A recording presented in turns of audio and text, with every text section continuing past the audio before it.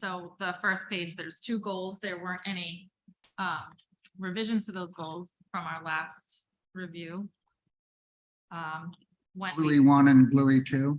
yeah, So it's the document's dated September 6th, but it was from the updated version that came this morning, correct? That's the one that came this morning, correct? it was, So it's the updated planning board packet 9/11/2020. yeah, that was Okay. just when I had emailed it to Right. the town. Yeah, the date of that submission and, yeah, so following our last meeting, the comments, any changes should be shown in red and underlined, for the additions. So there were several new, policies added and several action items also incorporated into this draft. Great. If not hearing anything on the goals, move to, Just one quick, first sentence there, desirable place to live and work. sure. Any reason that would be? Nope, that makes sense. Would just aiming to be a bedroom. Wait, what, can you tell me what page you're on? We're back to goals, page 1, Page 1. First sentence. desirable place to, live by reducing vulnerability to climate change and sea level rise impacts. Yeah. desirable place to live and work. What's your comment? And work. He'd like to add the word, yeah, so desirable place to live and work. I see no problem with that. The whole economic development, live, work, play. Is there a problem with She's that? saying the live, work, and play. A lot of times planning documents will incorporate that. Place redundant. Okay, is the planning board, is there a consensus in supporting Live, that? work, and play.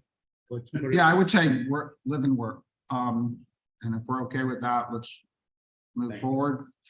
Thank you. Good point. Page 2. This is where the policies begin, and the words in red were the additions based on our previous review. Again, if there are concerns or questions. If not, we'll move along. Hearing none, page 3.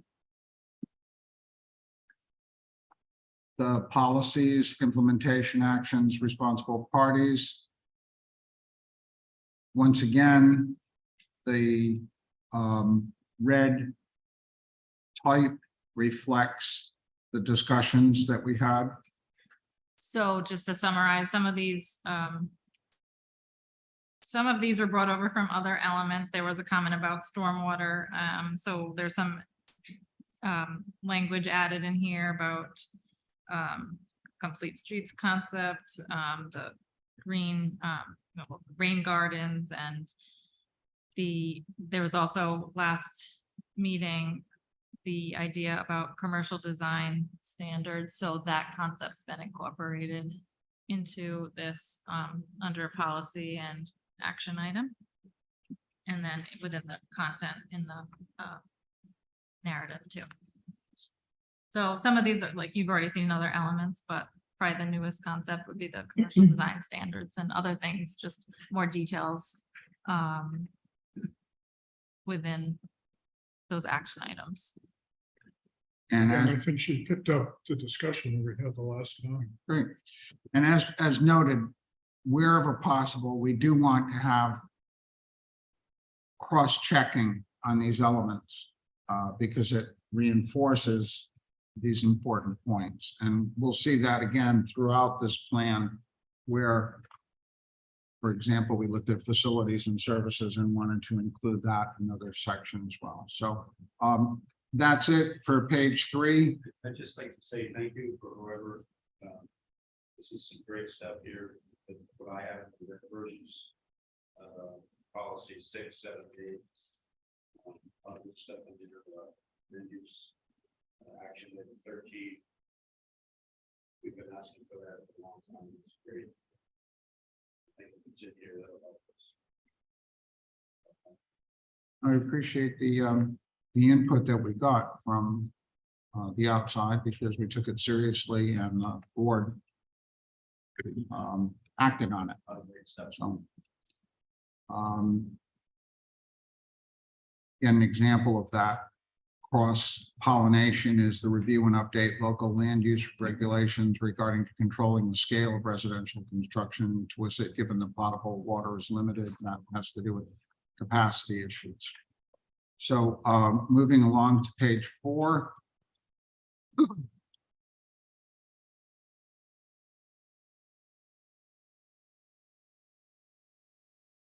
This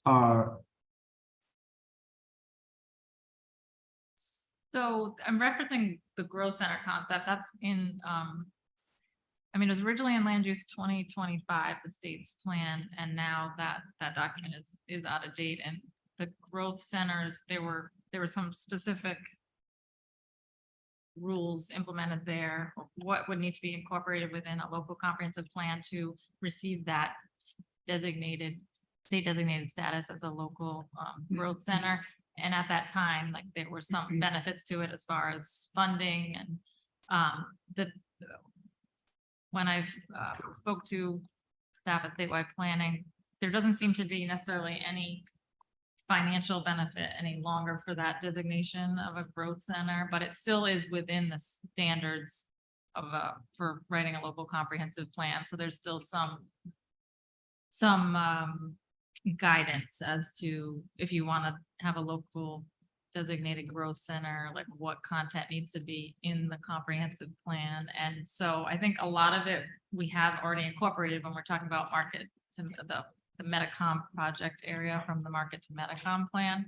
So I did still use that language as far as an action item stating we'd like to have this as a local designated growth center, and it's now incorporated into the introduction. I don't know if the state will say, you know, that's sufficient. It's not necessarily in one big section. It's kind of throughout the plan. But I'm not seeing any benefit to it. So I'm not sure if it needs to. I mean, clearly your plan is designating that area as a growth center throughout the whole language, but the actual official concept of a locally designated growth center, there's at this point the state's not necessarily providing any financial benefit, but I just kept that language in there in case maybe something comes back. Would it be called like within the state as a development district? I'm sorry, what A was it? development district would be probably more consistent with the incentives in the state that would support it. Is there like some official program you're saying, a development district Yeah. that's within? So for Like- example, in Providence, the 195 districts, an economic development district. And so you can like specify development districts throughout the state. And then it just helps too, if you are looking for business and traction and retention kind of standards, it really helps you to kind of coordinate. Get Is into there resources. mention of it within, like who designates? Who determines whether or not it becomes that official designation? And yeah, I can look at it. I mean, is it through a specific? Confidentiality, yeah. Yeah, okay, I can look into that, see. Is there any negative aspect of it being a growth center? Okay. I don't think so, no. Does the LMI area track extend into Metacom or no? What do you mean by low LMI? The low to moderate income census tract that's in Warren, does it Oh, extend the census into? tract, the boundary of the census tract. I don't have it here. Fortunately, I can't get access to files, but essentially the census 305 is this general area right in here. Yeah, there was a problem with that because it didn't extend realistically far enough into Warren. The basing it on the census tract before, I think there was a question as to whether or not that area was inclusive enough. And it was established by the state or even the feds, I guess. The census tract boundary, we have no the boundary of the census tract. is Control, what it is. yeah. Right. Yeah, And then the HES, which is done through the CAP, is really the entire town, but they focus on folks that would be similar to the situation of those that are in census tract 305. And then the market, the Metacom, the market area, market is kind of around here and going off the Metacom. So they don't, the market does not perfectly overlay, it doesn't, I would say, doesn't even come close to. the Right. census tract 305. There are parts of it on the eastern side of census tract 305 that will fall within the market area that in the market, the Metacom, but 305 is just a map designation for back in the file. The reason being, it's just when you're looking at economic development and you're looking at like the EDA, you're much more likely to get federal funding for areas within a census tract that Right. qualifies. So I don't think that, I don't think it does either. warming, I think legislation, the amount of special development district. Because it's long rise, it's all like federal, state, or local private action. In conjunction with the rehabilitation projects. Very specific. Specific to what it is. Special districts. Okay, Thank you. anything else on page 4? Moving to page 5.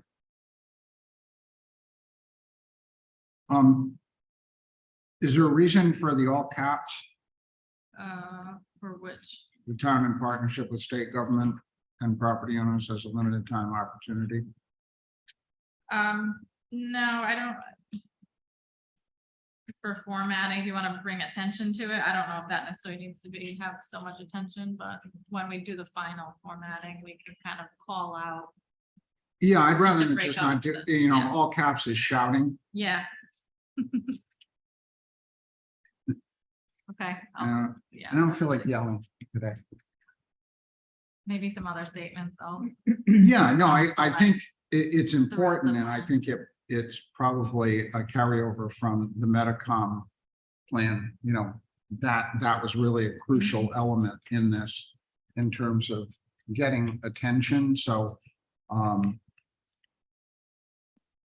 you know, perhaps bold-faced, you know, could work, yeah, or, yeah, you sure, know, yeah. a no, that'll be- block, That'll be, a copy, a color block or something, you know. Anything else, page 5? Just at the bottom, Parker Mills. Yep. Thank you for having that included in there.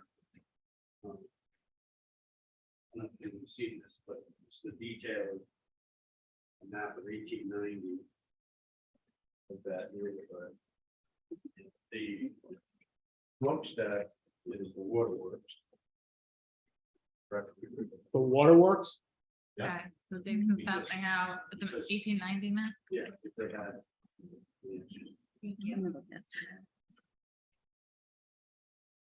Yes, many.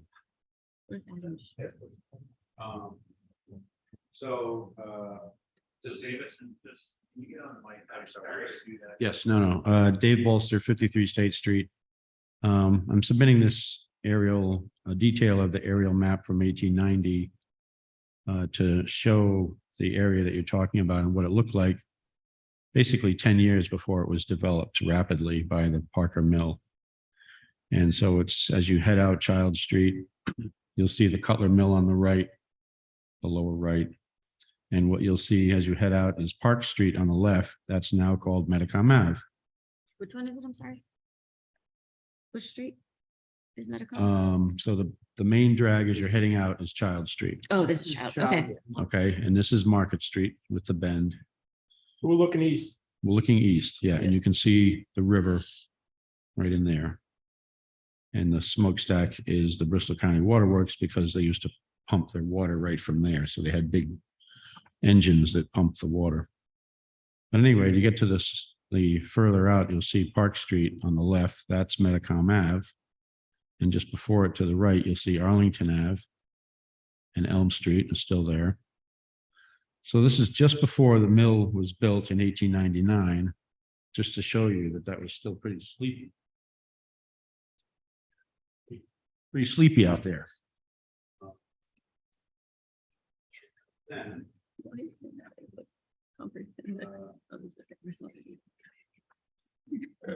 today's aerial view.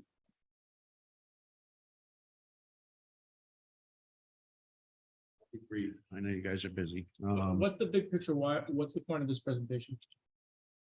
This is about the Parker Mill revitalization, which is on this page 5 of the comp plan that we're looking at. Okay. So in the upper left, it's just a little detail of 1877, like 10 years before the last thing. You can see the waterworks isn't built yet. Park Street's there, Arlington Ave is there. But the main view is today's aerial map of that area. And essentially, this kind of came out of all of our discussions about the historic preservation section and affordable housing in town and so forth. And there have been some conversations with the owner of Parker Mill about possibly doing some affordable housing in there, which could be a real shot in the arm for that neighborhood. But anyway, we realized that, you know, Water Street's had 40 years of attention, 40 years of grants, storefront money, focus, marketing, all kinds of stuff. And even Main Street has had some of that. But this area that we all know and we all drive through all the time has had absolutely zero attention whatsoever. It's never had any grant money. It's never had any storefront money. It's never had any focus from the town. And it's really kind of a shame because it is historic. There's a lot of historic buildings in that district. If you look at the gray image, the first image, you'll see the big double chimney house that's now for sale right on the corner of Child and Medicom. It was a very prominent house when it was built, and it's kind of overshadowed now. But anyway, we think that this neighborhood should be a focus of attention from the town and revitalization, economic development, marketing, et cetera. And if we were to increase some opportunities in there for affordable housing, it would increase the density, which would therefore potentially attract small businesses like there used to be when the mill was running, little shops, restaurants, coffee shops, et cetera. We know the fire station may become available soon. The water authority buildings are currently or potentially available. There's a lot of opportunities in that neighborhood for revitalization. As it already says in your plan, in your draft, bring it down to 1 lane to make it sane again, make it a true rotary, eliminate the lights, eliminate that section in the middle except for emergency vehicles.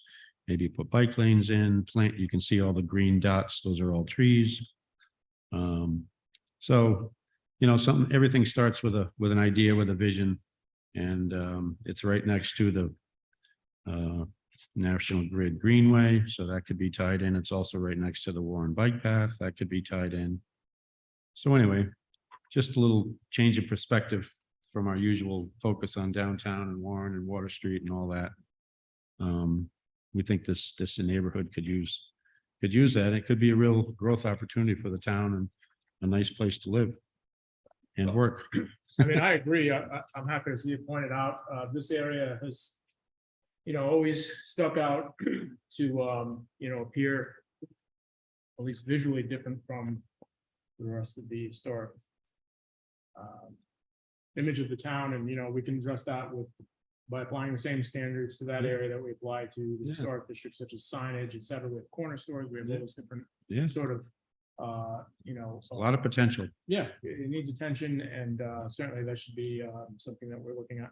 So I said, like I said, thank you for including it in the plan. I thought maybe some visuals might be helpful for the submission. Thank you. You're welcome. Thank you. Thanks. Yeah, we may want to look at zoning in there, Billy. If we're talking about over near Parker Mills, you know, Parker Park and that area. You have to look at what we're zoned at now, but you know, and clearly that the area between the two chunks of Medicom is an eyesore.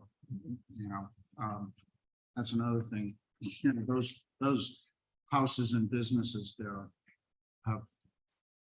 are really run down. And that's an area that needs attention. Listen, I could tell you that without naming the person, particular people have told me that particular area of Warren reminds them of, Woonsocket.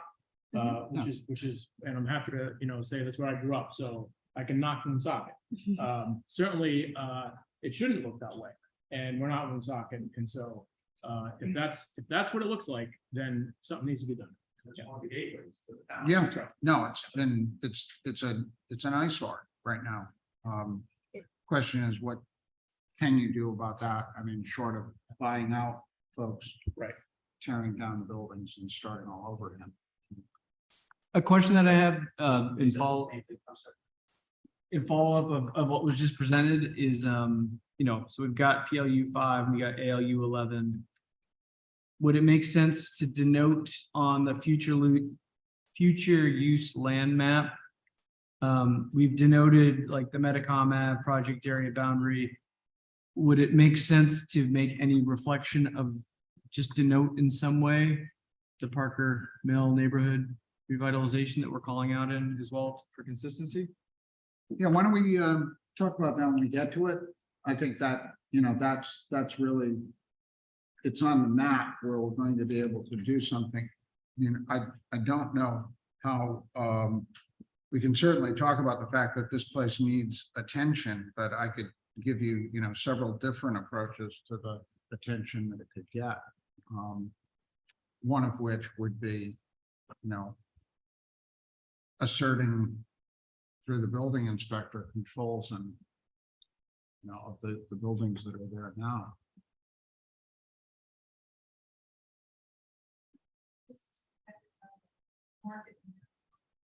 This isn't it at all. This was not included. In fact, the other thing we need to look at is what the how this area, the upper part, the northern area, I think is in the flood zone, or could be very close to it. Yeah, so it's actually within the Market Street project area Right. versus the Metacom project area. But, yeah.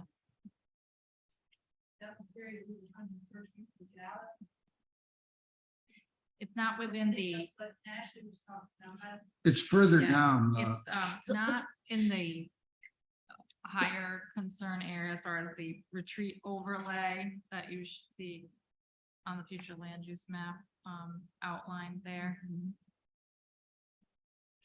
Kind of the second. tier. Let's revisit this when we're in front of the map, because I don't want to jump all over the place here. If we could It's up here, a little- yeah, so come back to this. it's a little outside, and then it actually kind of, so there's one band that's a little farther towards Massachusetts on 103. It has flood issues just because the Kickapoo goes through there, and there's the bridge, but this area right there that we're talking about actually is not impacted. And it continues, and that's actually the area of Metacom that continues to be in an LMI census tract, at least halfway through the street. It is. So the census tract literally stops in the middle of Metacom. And so, yeah, I agree. It is an area that really could use some targeting and redevelopment. Your March Metacom study does include your most of that area. Obviously didn't get the middle part, but it definitely has the couple streets that. Well, again, I think it could be expanded into that. I mean, if it's out of the flood zone, it's an opportunity to, certainly for redevelopment. I mean,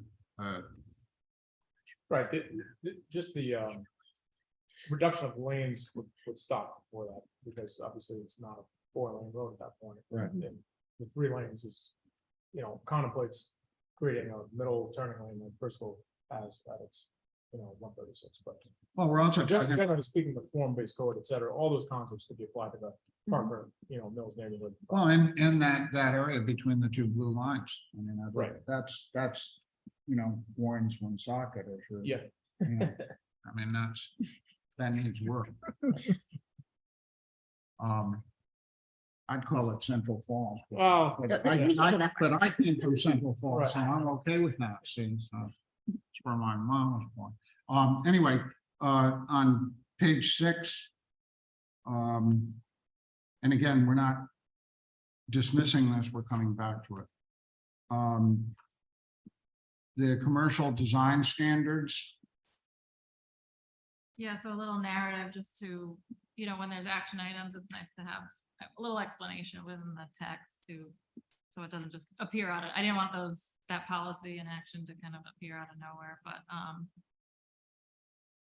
and then following that, just a place, kind of a place mark here as far as, are there other areas of town or other concepts that need to be incorporated within the land use element? So one area, the waterfront, that we've talked about quite a bit throughout the meetings on the comp plan, and we've incorporated language within the economic development and historic elements, but we hadn't addressed that neighborhood within the land use element. So I kind of put that there as, or maybe we need to bring some language over into the land use element that's within Into the this. other elements, yeah. I mean, That the- neighborhood specifically, because there was. one of the some land things use that concerns. we're gonna see in the waterfront is if people build on stilts, the houses to adapt to water, the flooding, they're given another 35 feet above those stilts. So you conceivably could have, I mean, I've already seen it happen on Kickamuit. There's a house there that's the size of a Days Inn. It's built on stilts and it's another 35 feet up. I think if we're gonna look at the waterfront, we have to be very careful about that happening. To just take historic buildings, build stilts, and then have a 3-story, 4-story building going up. It's gonna look like Newport very quickly, with condos. So I think that design standards, in terms of the waterfront, but in terms of any waterfront area or potential flood zone, should take into consideration building standards, because right now they are not good. Is this, is this paragraph taken? Where is this? Are you thinking of any, do you have any models in mind? Yeah, I mean, I think AutoZone, for example, that was a place that we were able, through the negotiation with the owners and the petitioners, to dumb it down so it didn't look as ugly as as ugly. I'm not saying it's a beautiful building by any means. But I think having something like this in the comprehensive plan gives us more leverage than simply, geez, we'd like you to do this. So that was the concept behind it. But are you speaking about commercial design standards? The Yeah. next, Yes. so yeah, I would think that would be the next step for the community, is to start, looking at examples in other communities and drafting those. I know, for example, the town of Middletown has some that you might want to take a look at. Portsmouth East Main Road has some too. Where? Portsmouth, I believe East Portsmouth. Main, the area of East Main Road, this commercial has them. They have the nicest Dollar General looking Dollar General you will ever see in the United States because of it. And if somebody wants to put a store there, they will do whatever it takes. it's true. Mhm. So this we're targeting highly visible commercial corridors. Yeah, like it came up Would last. we say throughout the town? Because I mean, you could consider, Market and Child Street not necessarily as highly visible as Metacom, but with equal concern, Exhibit A, Chicken City, or whatever the hell the name of that thing is, with the plastic chicken like a Disney character welcoming folks into the town. And It's really up to the community, it could be a townwide, any commercial development. well, I'm suggesting that, targeting highly visible commercial corridors, but also including any commercial areas in the town. Probably have to make it town-wide there. Yeah. So otherwise you're gonna have people trying to find a place where it doesn't exist. God knows what they've done.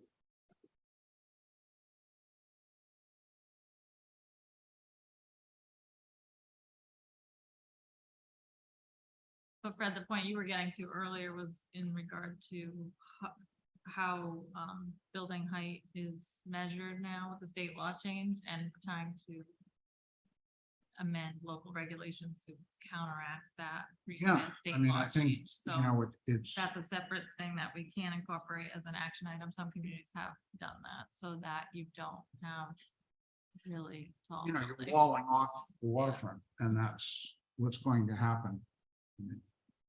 Particularly, as So soon one as, of the purpose was to, incentivize people to build outside the flood zone, so go up so that it's a more resilient structure, but then it has an aesthetic impact on coastal communities along the waterfront when you're not, when that portion of the building is not being measured as part of building height. exactly. So, you need to amend your local regulations to counteract that.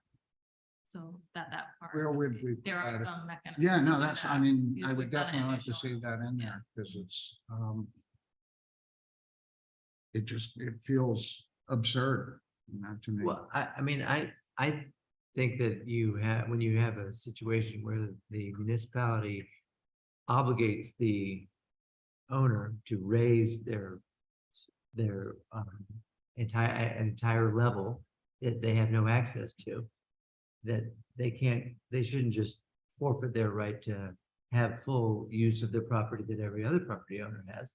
You get 35 feet of livable space and whatever livable building code allows for structure in that.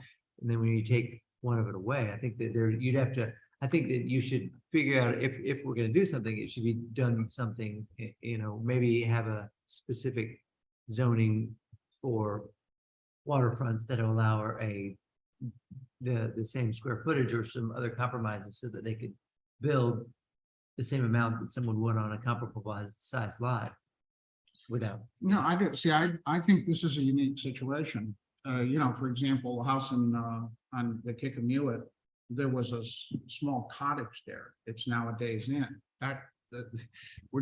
He gained a significant amount of financial value because our zoning regs are too loose. And along the waterfront, you're not taking away somebody's value. You're simply saying there's the 35-foot height is unrealistic if you add the 15 feet, which I believe it is, when you put stilts on a house Well, the amount of freeboard, it depends on on where you're the flooding. located, but the amount of. But again, I think we're simply saying if you want to live on the waterfront, you can't build a castle,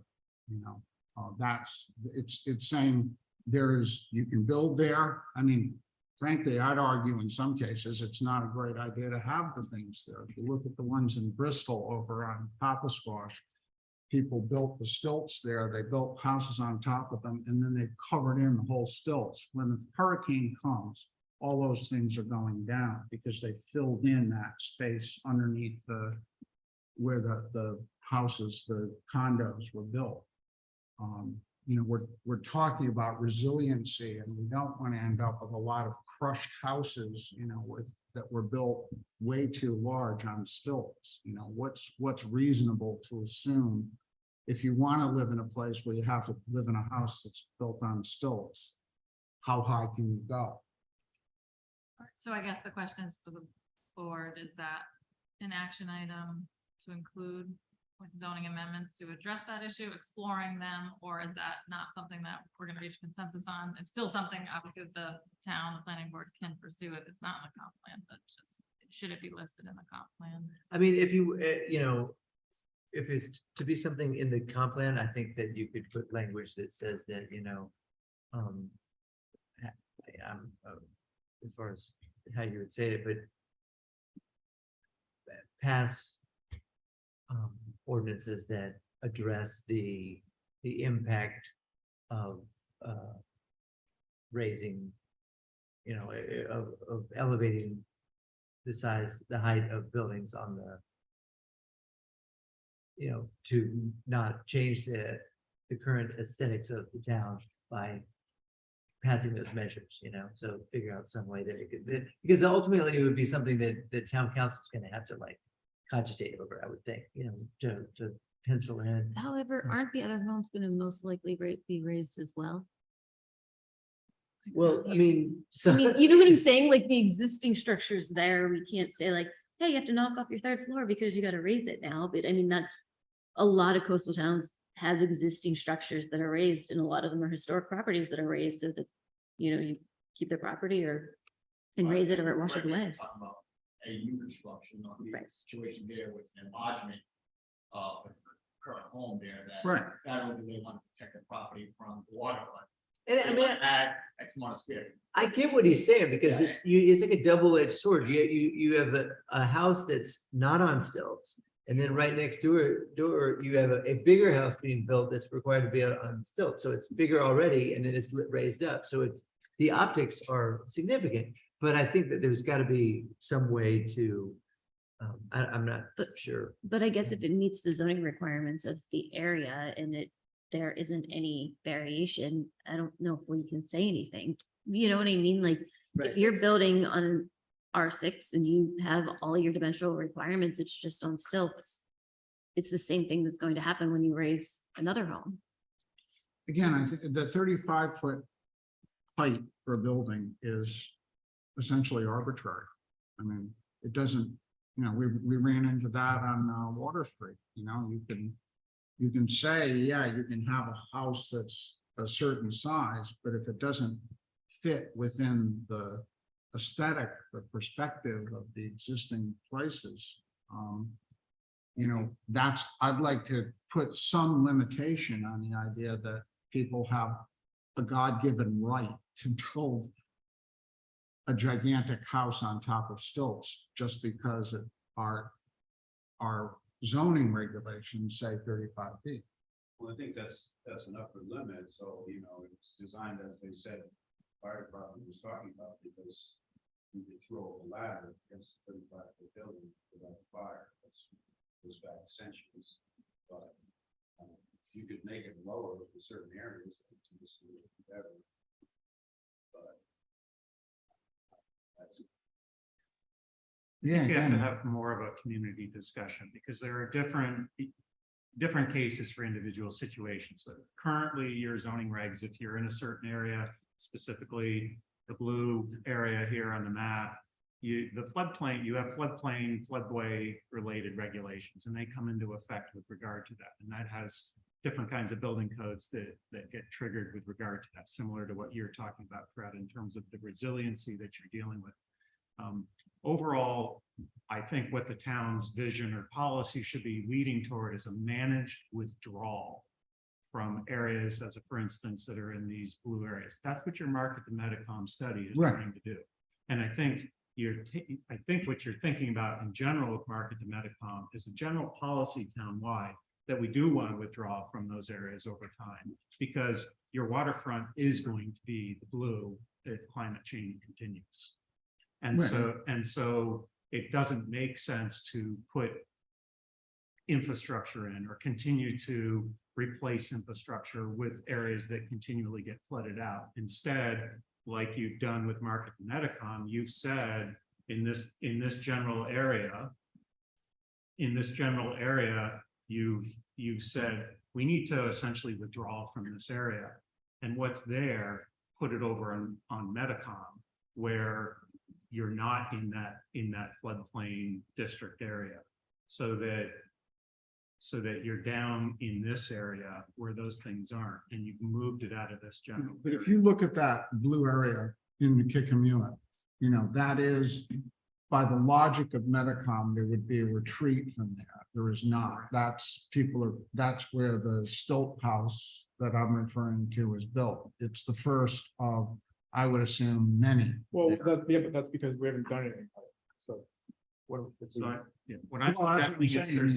I just want to make sure that we're not, that we have language in there that is consistent with a retreat and not, armoring the shore in essence through, building stilts so that the water flows underneath the house, all the rest of them get knocked out and that could as well. What I'm just suggesting is the continuation of the community discussion that you've had and looking at different options that may be available to deal with stuff, because there are going to be situations where there are people that have the money and they will do anything that they can to stay in their particular location, regardless of their insurance premium, as a for instance, because a lot of this just relates to the National Flood Insurance Program. If we decide to participate in the community rating system, what we're just trying to do is build additional forums of resilience that the community is participating in on at least a voluntary basis that allows insurance rates to be somewhat lower. And if there are people that themselves participate in that, they're making themselves resilient, they're keeping their insurance premiums as low as they possibly can be in a designated flood area. But we also are looking at a general policy that's basically saying we're trying not to get new development in there, and we're trying to, over time, get out of those particular areas as well.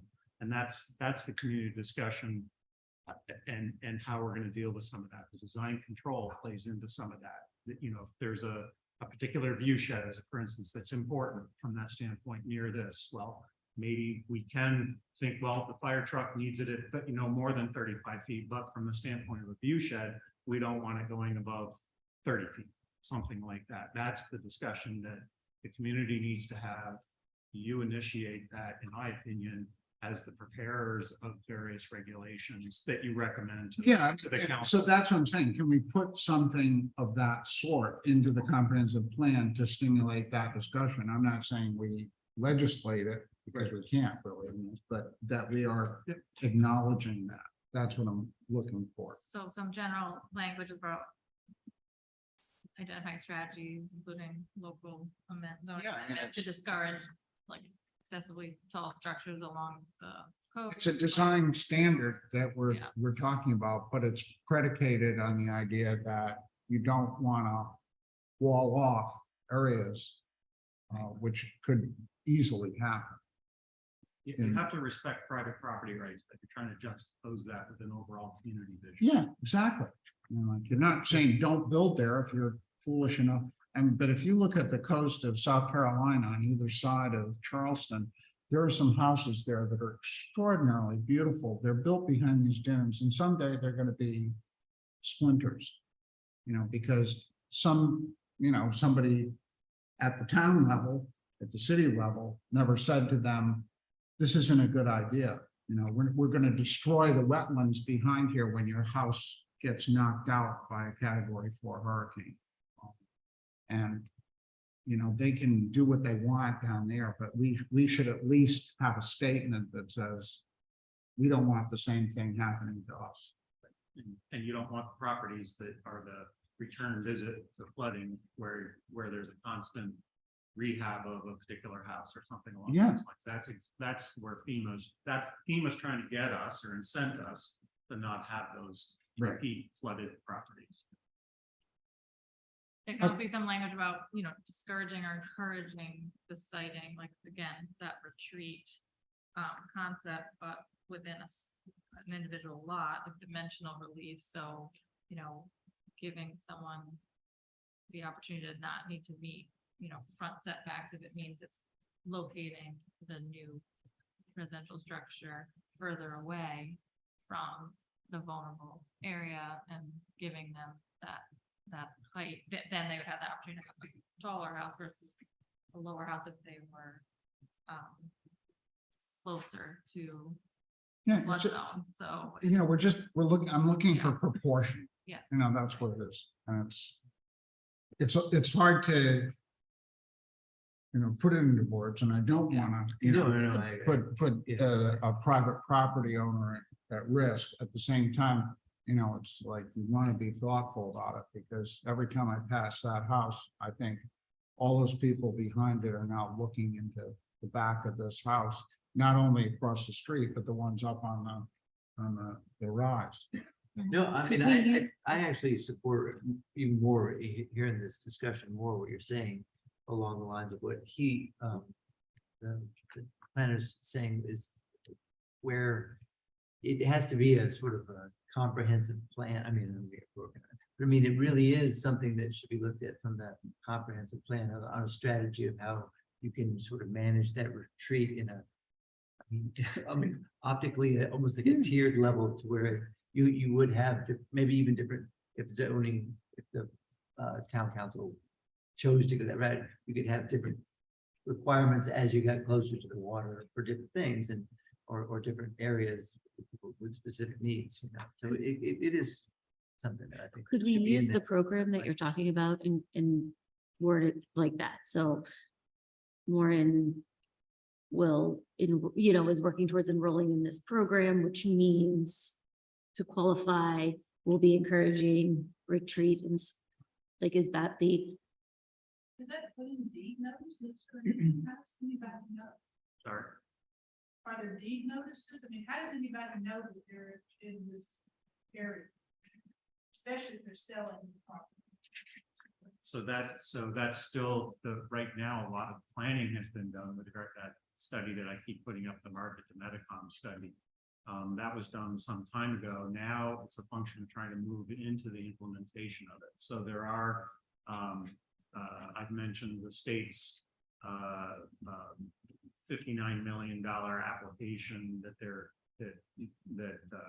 we would be targeted 19 million of that.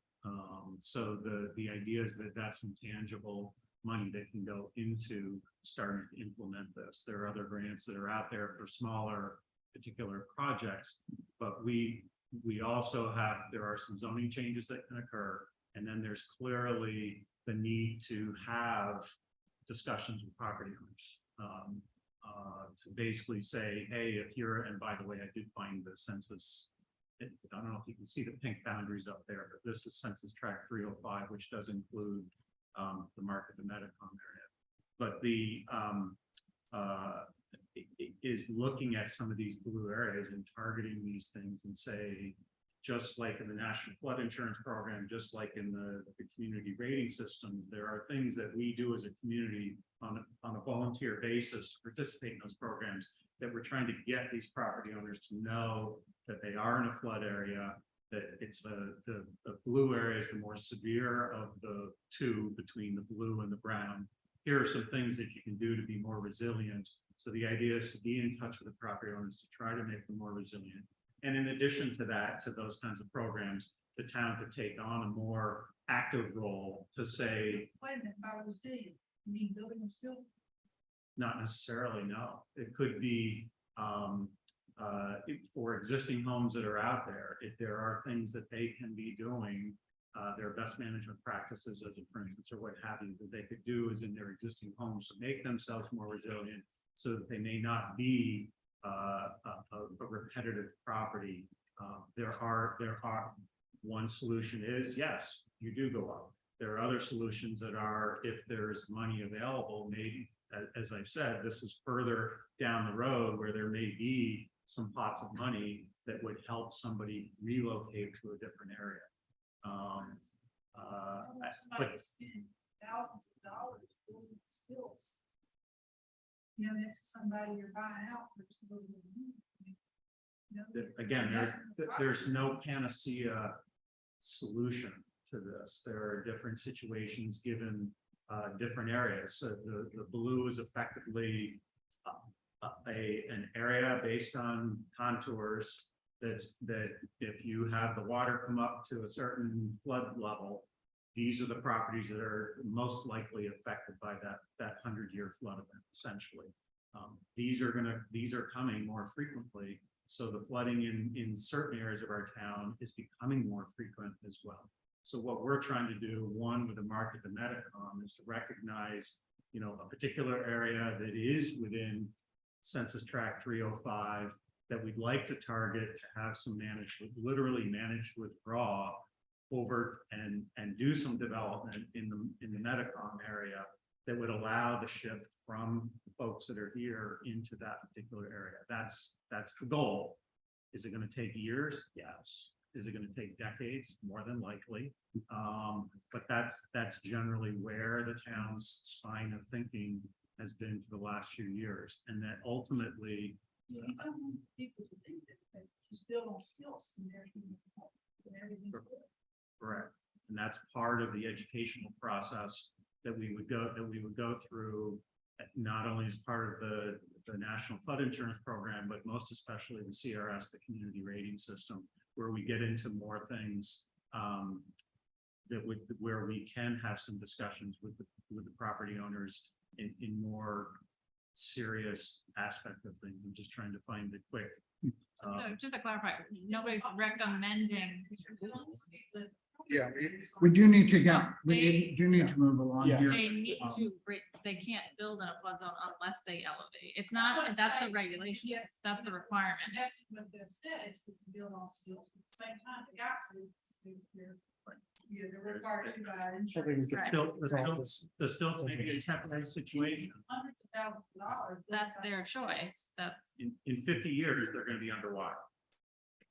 Based on the latest intel, whether you agree or not with that theory, basically those blue areas will be underwater in like 50 years if climate change continues in its current rate, right? This is marked at the Metacom right here after there's been that withdrawal. This is sort of like the marsh, returning it to sort of a marsh revegetated state. All right, so you are going to know that, the existing zone, and good luck to you on. No, again, well, we've got a couple more cracks at this, it's the town council has, this is not the be all and end all, but these discussions are important in terms of looking at critical areas, and certainly like Parker Mills is a critical area, certainly our commercial design standards, these are critical, and the waterfront is hugely critical because it makes up so much of the town, not only in terms of its commercial retail area, but also in terms of its residential, as well as its agricultural. The page 7, general business district. this is something that it's a question that Yeah, I had when I was going through the mapping and preparing probably the future land use map, or I had noticed, well, also in the narrative discussing the different zoning districts, and that there was a district that looked like it only was covering a very small area of town. So like the distinction between business versus general business, and it's only on Metacom. That'd be a new district? So Herb, you had looked into this. What was this? Do you remember what the result was of that? That if there is it just one lot that has that? zone? Sorry, what was the beginning? The general, the designation of general business. That question I had, That tiny little lot. there's a business district and then there's the general Get rid of business it. district. There's only one lot in town that is GB. And yeah, It's out on Metacom. Yeah. so I guess my question was, Which one is it? Do you know? I'm getting Sorry. there. Sorry, it's slow here. So trying to switch it back over to the zoning.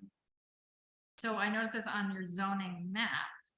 But then in looking in the zoning regulations, I wasn't seeing anything relative to See it? it. general business listed within the zoning regs.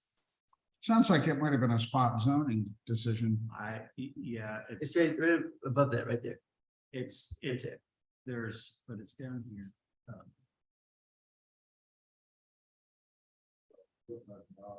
Yeah, it was up, right. But I think it's.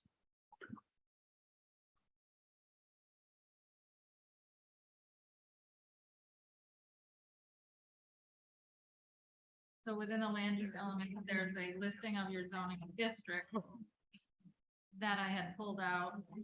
Oh, and it's, So it's just that I'm turning it off so you can see underneath. it's part of water road. Oh, the GB. So it's it's this area right here. Wow, I it's don't only know, it part must of be a the- leftover or something. I don't- Oh, is that where the, The old house, with a little gate upstairs, she tore it down. She sold. was that part of the jewelry business that you had? Just a house? They wanted to do, remember they had that proposal, they wanted to do that.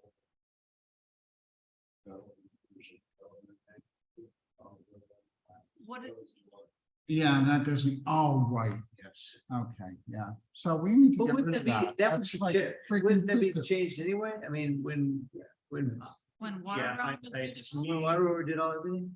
To me, that's it literally is the only parcel in town, or the only area designated for GB. I So think let's- at this point, it was somehow a technical deficiency in the creation of the last map. I think it should be within whatever sorry, I keep turning it on and off, but it's the. So the conference room is the only place designated for The, general business. Yeah, no, it's interesting, I remember this. It's a R10, everything around it is R10 You could more. residential, weird 10,000 deals. square feet. So would we just incorporate it into the district that it really belongs in? That's. That makes sense As to an me. outsider, that's what makes sense to me, but that, you guys should basically direction to Allison to do that. or- So why don't we incorporate it into the district that it's surrounded by?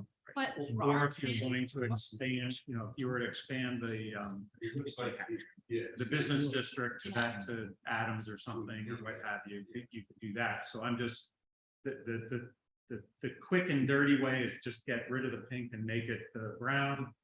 The other is to have a little protracted discussion about, do you extend the business to incorporate that, are you trying to- Quick and dirty. Quick and dirty. I Let's think you extend because dump if that not, crap. water grower is in. It was probably created a quick and dirty way, so let's get rid of it in a quick and dirty But I way. don't know if this is a quick and dirty way. If that is Doesn't- accurate, if your current zoning map has that as GB, you're gonna go through a zoning, you'll have to go through an amendment process. And you're gonna recommend rezoning it R10 when there's an existing Yeah, I don't think commercial. so. That- I that think you doesn't- go, To me, This- make it to it. Correct. And it's probably not even, it had to have been rezoned, like when they went through the approval process, yeah. Like- But if you're gonna have to go through. No, what I mean is like when Peter did it, it's gotta be commercial now. If you're gonna go through the process of rezoning it for any other zone, you might as well expand business district to include water level. So that it's already built, it's not. But what do they have, a non-conforming use right That now? was an allowed use under R10. Oh. That. Water rolls? What are they operating on? they're operating this weird general business district. Right Yeah, now. I So if don't we think change it it's- to R10, then we're putting them in a residential. But it's only half their Water building. in rolls? that district. Operates, That's the little district right here, And I think it's and actually, then you can see the parcel owner. No, the other one's the on church. both sides of the road there, which is it's theirs. Reitman No, Investment. Water rose right here.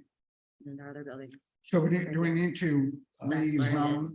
this Yes, area sure. through a formal process? And then here again, it's this, I don't know what that's. zoned I'd for, be but very that's another surprised if that building. wasn't handled when that building was built. I mean. Yeah, that- that's just- probably, I'm thinking That that makes no it sense. probably isn't reflecting the accurate, Correct. what happened. So I what are mean- we zoning, wanting to rezone Metacom to? If we want to do mixed use, then are we, it's just, do we extend the, because I mean, if we're looking at rezoning Metacom or making it an overlay district, doesn't it make sense to look at that whole district as a whole? And- Because like across from Waterer, you do have residents, but then there's a weird pink dot that is a, Is there anything residential between the Metacom project area on the east side of Metacom from the Metacom project area to the the. Parker Mill? There's no residential. No, it's a church, the dollar store. the- Yeah, the church. Yeah. Well, it's on the future land use map as medium density residential. So, That's something you want to consider Hmm. changing the future No. land use designation and then list within the comp plan potential zoning amendments to follow through on following that. I'd say, we need somebody to look at this, because we're not gonna I mean, to me, So, yeah, let's look again, see if. yeah, because could it just I be I the- can't the imagine GIS, that like the the map lawyers for never water updated, but it left may- this, Or would have even been allowed to get this out. this chunk in the middle of there. I mean, he went through so many. Yeah, maybe somebody can tell me. Yeah, right. And then that woman's. Oh, I don't know. It's possible it's possible it may have been rezoned, but then the GIS was never updated to reflect that on your, Yeah, I mean, who knows if that's yeah. done up there. Okay, Okay, we're gonna investigate that further, but that was the question. yeah, no, it's a good question and it needs an answer. Let's move along though, because I definitely want to get out of here by 9 o'clock today.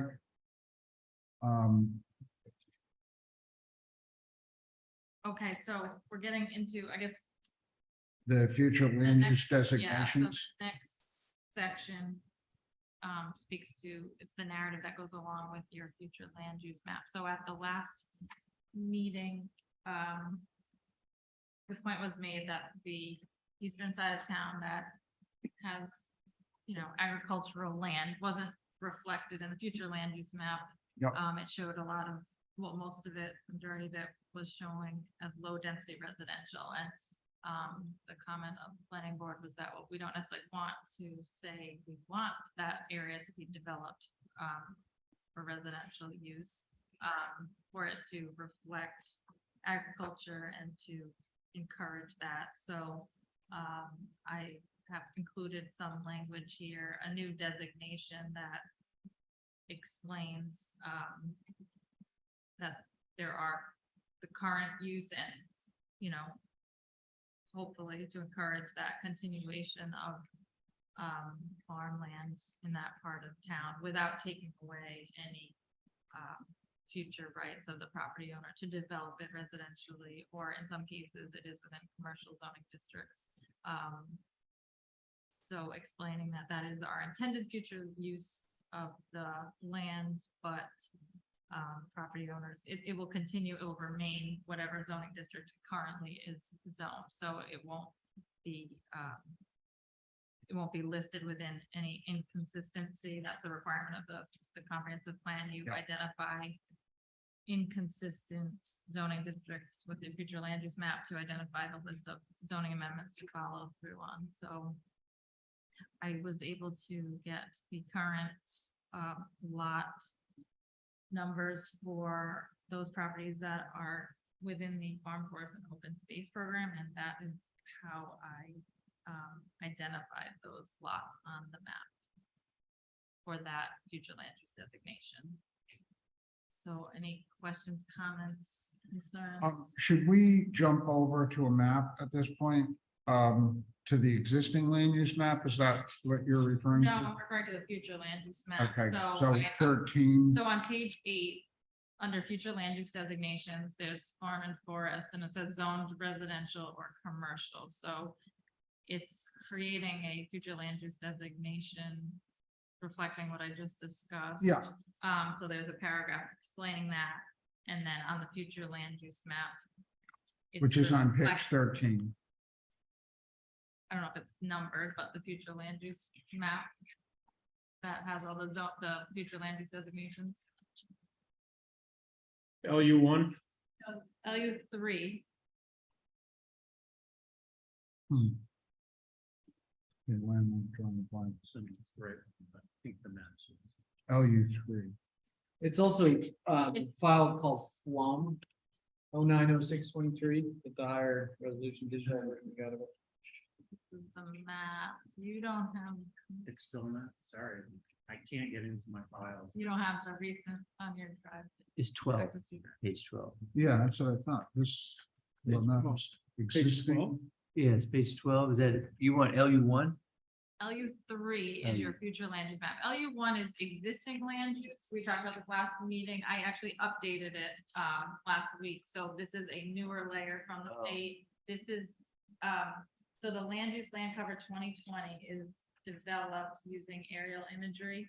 So they are identifying the land uses existing based off of an aerial. The And that scanned in images don't show the Yeah. number on it. That's why. So Oh. if you could just show us what it looks like up there, then we'll see. On page, The PDF page D- 13. PDFs aren't, PDF page 13? Okay. No, no, I got it, I got it. It's called Flum, 09/06/23, and it was received on. I'm looking at the one, all I'm looking at right now is the one that was sent today that was updated after the last one Right, that changes. we've got, and it's got, 3 maps on Yeah, that's page right. 12, 13, and 14. I correct? know, it's not here. Correct? Well, that's what I'm saying. It might be the next. Because you can't see it. That's what it says. Okay, let's go back to the it's the narrative. one that has the bicycle paths added That's after what's- our meeting last time. Remember, we talked about Yeah, the bicycle paths. I love that. Yeah, that's what, that's it right Yeah, it's got the Yeah. green things on the, email September 8th at 4:23 PM. There's an Okay. attachment called Flum 09/06. yeah, but that's not included in the most recent one that we received. Yeah, so No. generally speaking, whenever I get an email that says this replaces the other thing, I get I just it. discard the other thing I Right. got. Right. Because that's not in effect. Right. Okay. Let's return to the narrative. Okay, Because I understand what you're doing here. This was our discussion we had relative to the concerns about, whether it's an R4 section, but it's not, we're not encouraging people to not use it for agriculture. We are saying, use this for agriculture.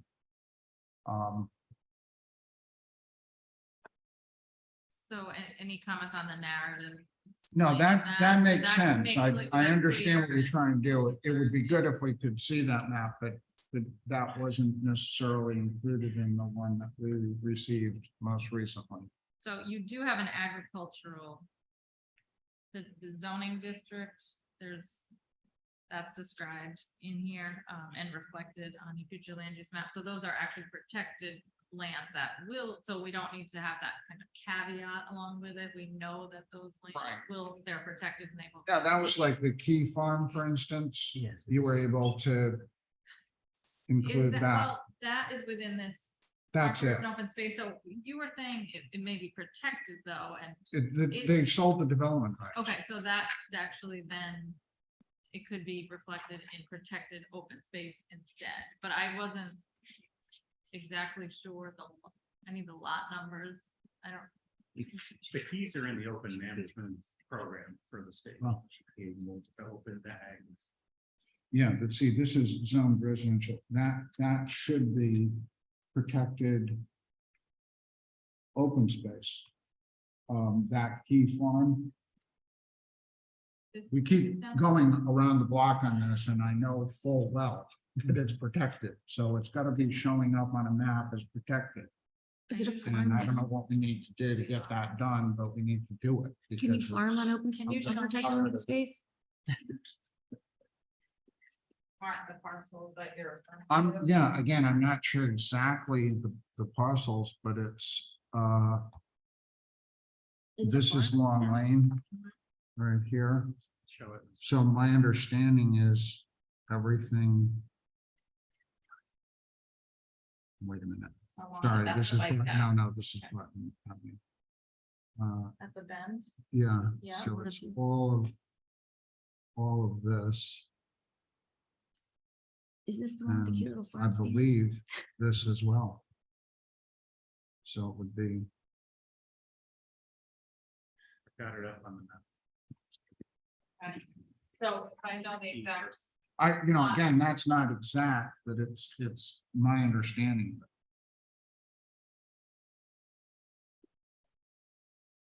That's this is their home site lot. Yeah. Let me turn the zoning. off. Yeah, this is the one that Byron wanted to build, he wanted a lot there. Yeah, so he has an administrative subdivision. Right. That I've already approved this little lot. Right, and but on the they- other side of Long Lane, right, yeah, Over here, yeah, down there, that field right there. Yep. And go down to the south. Yep, all of that, see that farmhouse there, all that, No, to the land, left, yeah. all that whole area And I'm assuming including some of those trees as well. I don't know how much he owns. This is Steve Sean- Clark this is Sean owns the Thibodeau. land on the other side of that inlet. See where the inlet goes in? Can you click on that parcel?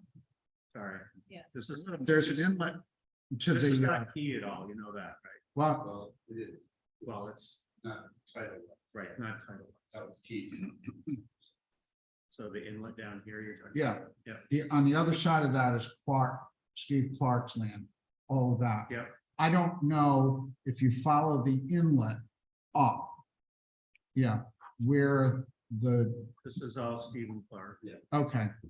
So So, it all came up under the Farm Forest and Open Space Program. but this, Clark has not sold the development rights to his land. The Keys did. Oh, So, yeah,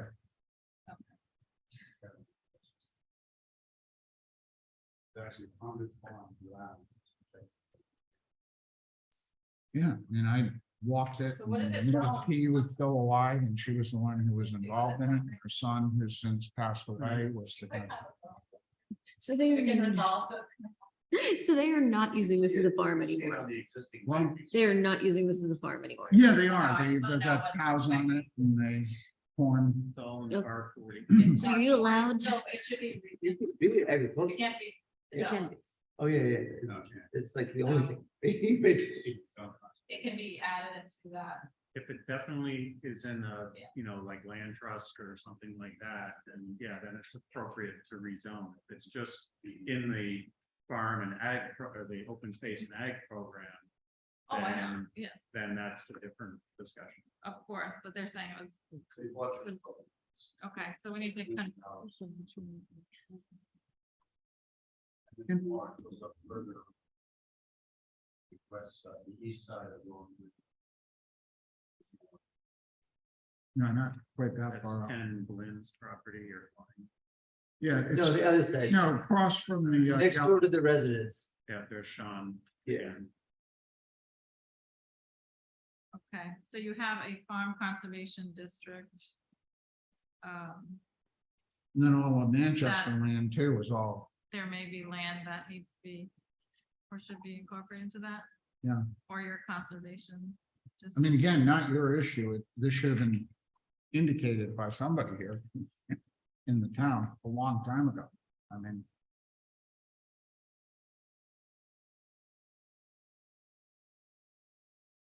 Okay, so we're gonna investigate that a little further as far as. Because if it is permanently protected, then we can modify the future land use category to reflect that. what's the relationship of, Thibodeau? Here. Gee, okay. And their kids. So, as in other words, I think parents.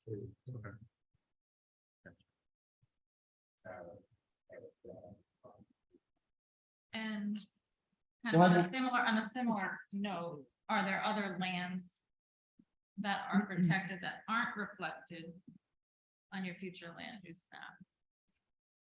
In the appropriate category, so you provided. So, yeah, under the recreation, there's, I was gonna bring it up, there are shown as 3 properties that the land trust owns at about 100 acres, and yet the map that I gave you shows 14 properties that are protected. So let's go back to all right, so which comprehensive plan map? It's not, because I went through the future land use map and it seemed to all incorporate all of those as being protected. Okay. So there's a recreation map that it's not reflected. Yeah, no, as I see under the C, most of those are the land trust properties. I haven't looked at them one at a time. But they look like they're basically the land trust properties that are marked C and They're marked C. Where? under this map.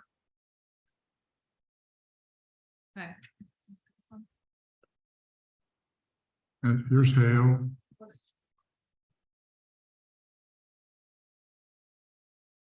Oh, this is the zoning map.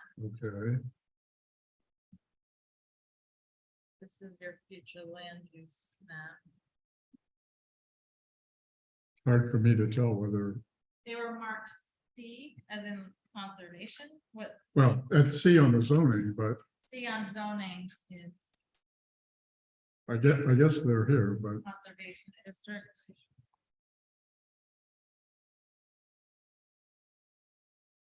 hard for me to tell.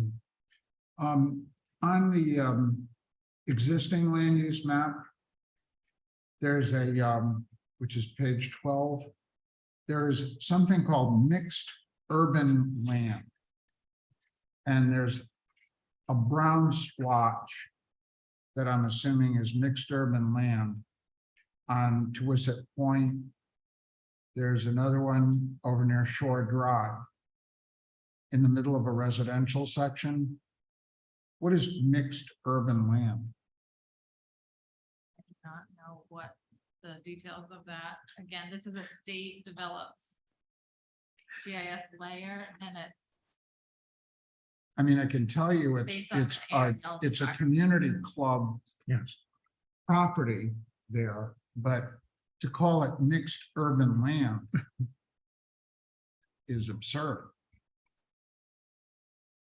And then there's another little brown splotch over near Barton too on that. I mean, I have no idea what these, One of them's gun club. Yeah, I mean. I don't think we're basing our decisions off of this. This is a state. well, if it's gonna be in a thing that I'm gonna have my name on it, I want to be damn sure that Because it does say. It's- you know, we say this map reflects some kind of fantasy from some statewide planners. so I put a note on the map. I did put a note on the map as far as where the, A lot of mixed urban land. Yeah. No, it's like, they're like little blotches all over the place, and I,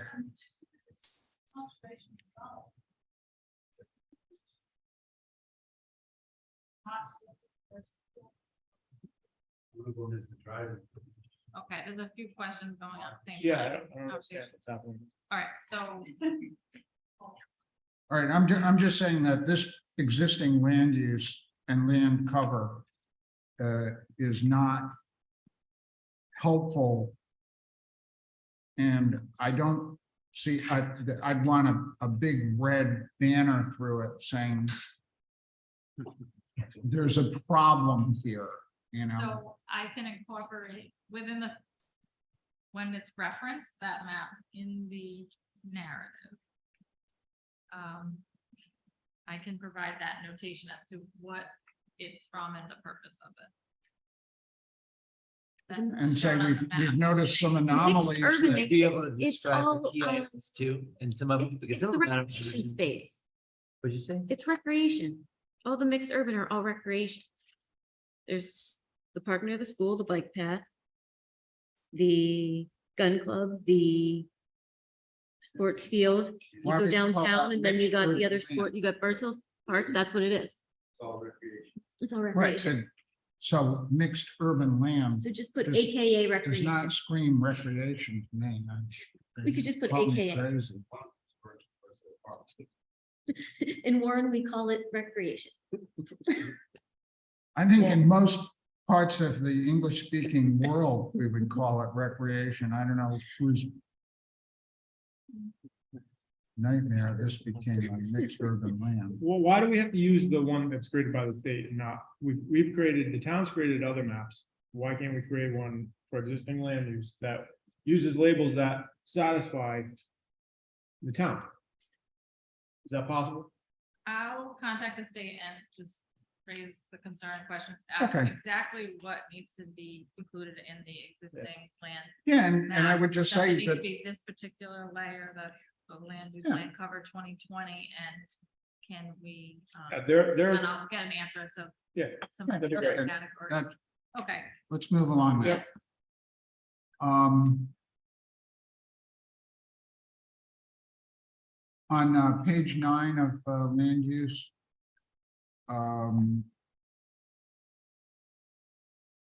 That's thanks. It reflects the constrained water supply in the Tuissa Point area.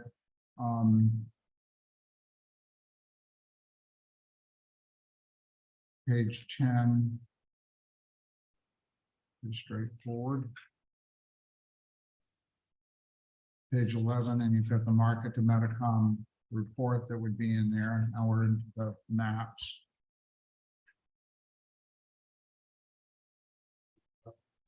We're on, we Just, went through. do you want to, back on page 10, do you want to just put a note that you might want to like address that discussion of the general business and business district zoning, because that is a commercial? Yes. You know that thing, you know, there's that Correct. one line in there that we now know is something should be. Yeah, we're gonna follow up and investigate that a little further and see what needs. Yeah, if I'd it- flag if that. though. Yeah, just flag that it's- little if it's layer. an issue, yeah, Right. Gonna clean that up. And then if we could, instead of calling it recreation, let's call it mixed urban land. And that would probably solve all of our problems. Mhm. Why don't we go out and mixed urban land it up? We do on the weekend. Mixed urban land. Who could? Okay. Recreation and open space.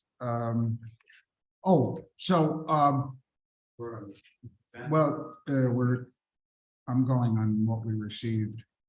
On the 11th, today, September 6th. But before we go there,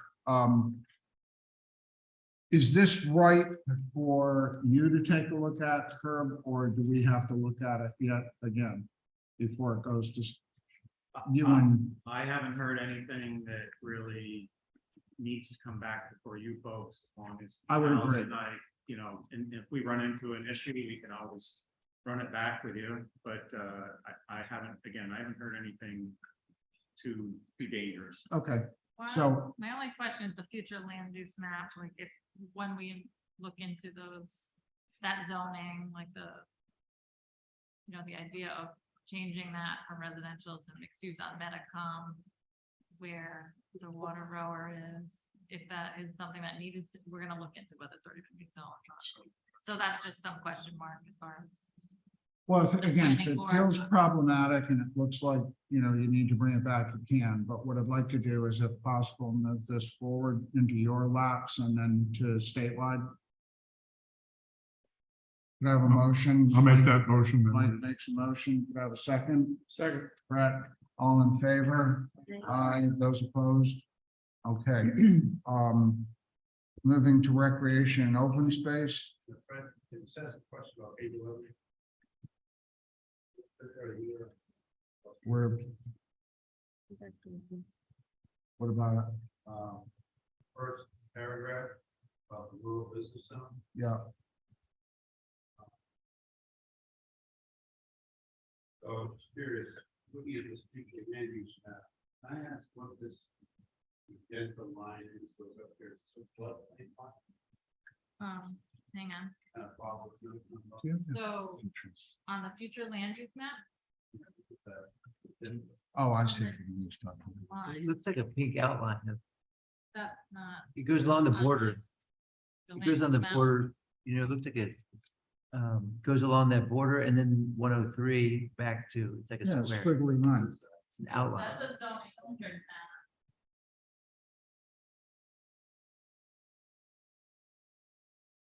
Not flood related, because this is the map of the market. Is that one of those relays? Is it over, oh, it was the, Page 13. the reservoir overlay? For the pollution and all that. It's cut off, so let me look at it. It's like the, left here, okay. They give you an overlay. It's your zoning So that's district what map. pesticides for the Yep. reservoir. Mhm. I thought it was a flood plain line from the side. But I don't think it's possible to pull that flood. Because you can't do that. Sure. Yep. Oh, that's what's not.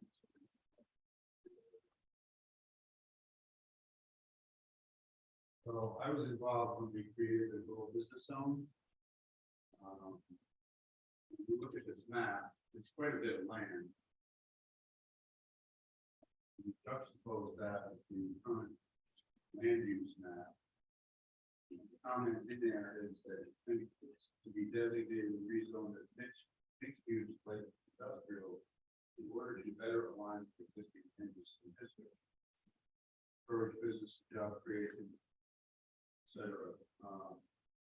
You scroll further north along the Palm River, or Market Street, about some. Do you want the exhibit on the mic for me? Mike? So, I mean, it's. Dave Bolster, I have a question about the North Market Street being rezoned from rural business to light industrial, mixed use, et cetera.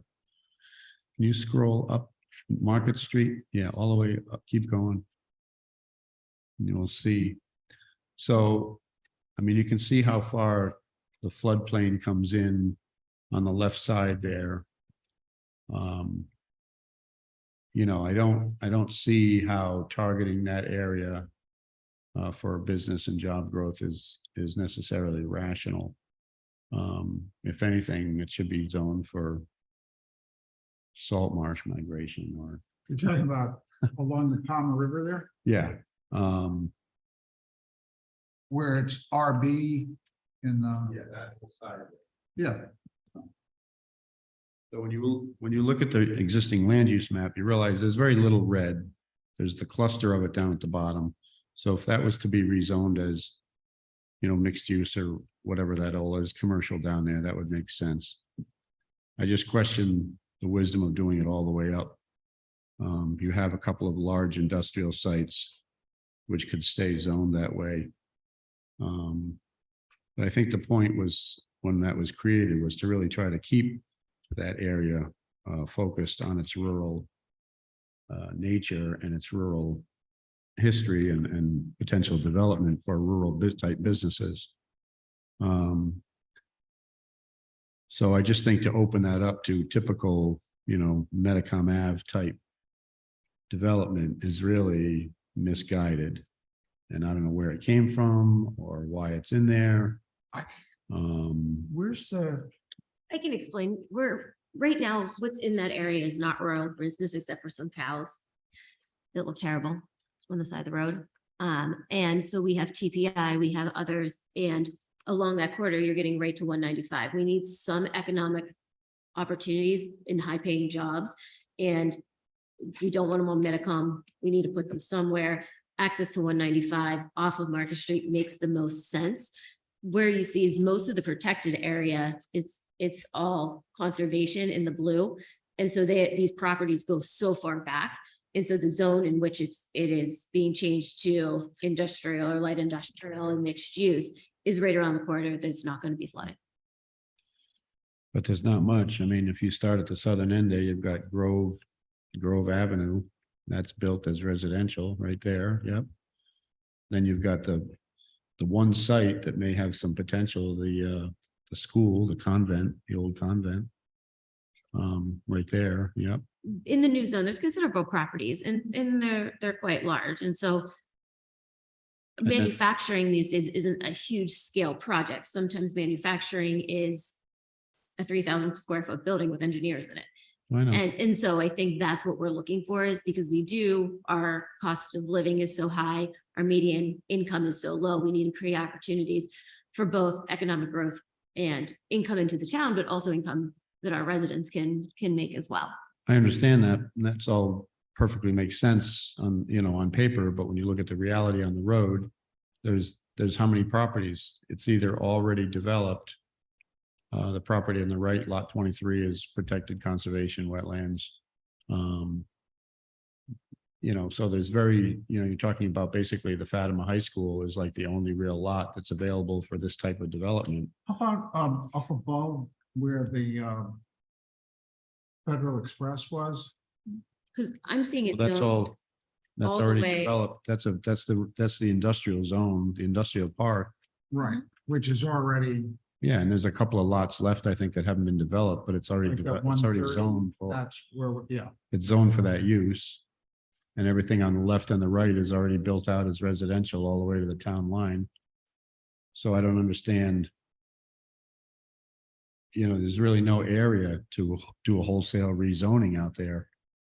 Except for the Fatima High School, and I don't know how they feel about that, but. But all the pink will go from that, what is it, agricultural? That is really restrictive to what we can do in the town, and so that's why we have a mini golf course.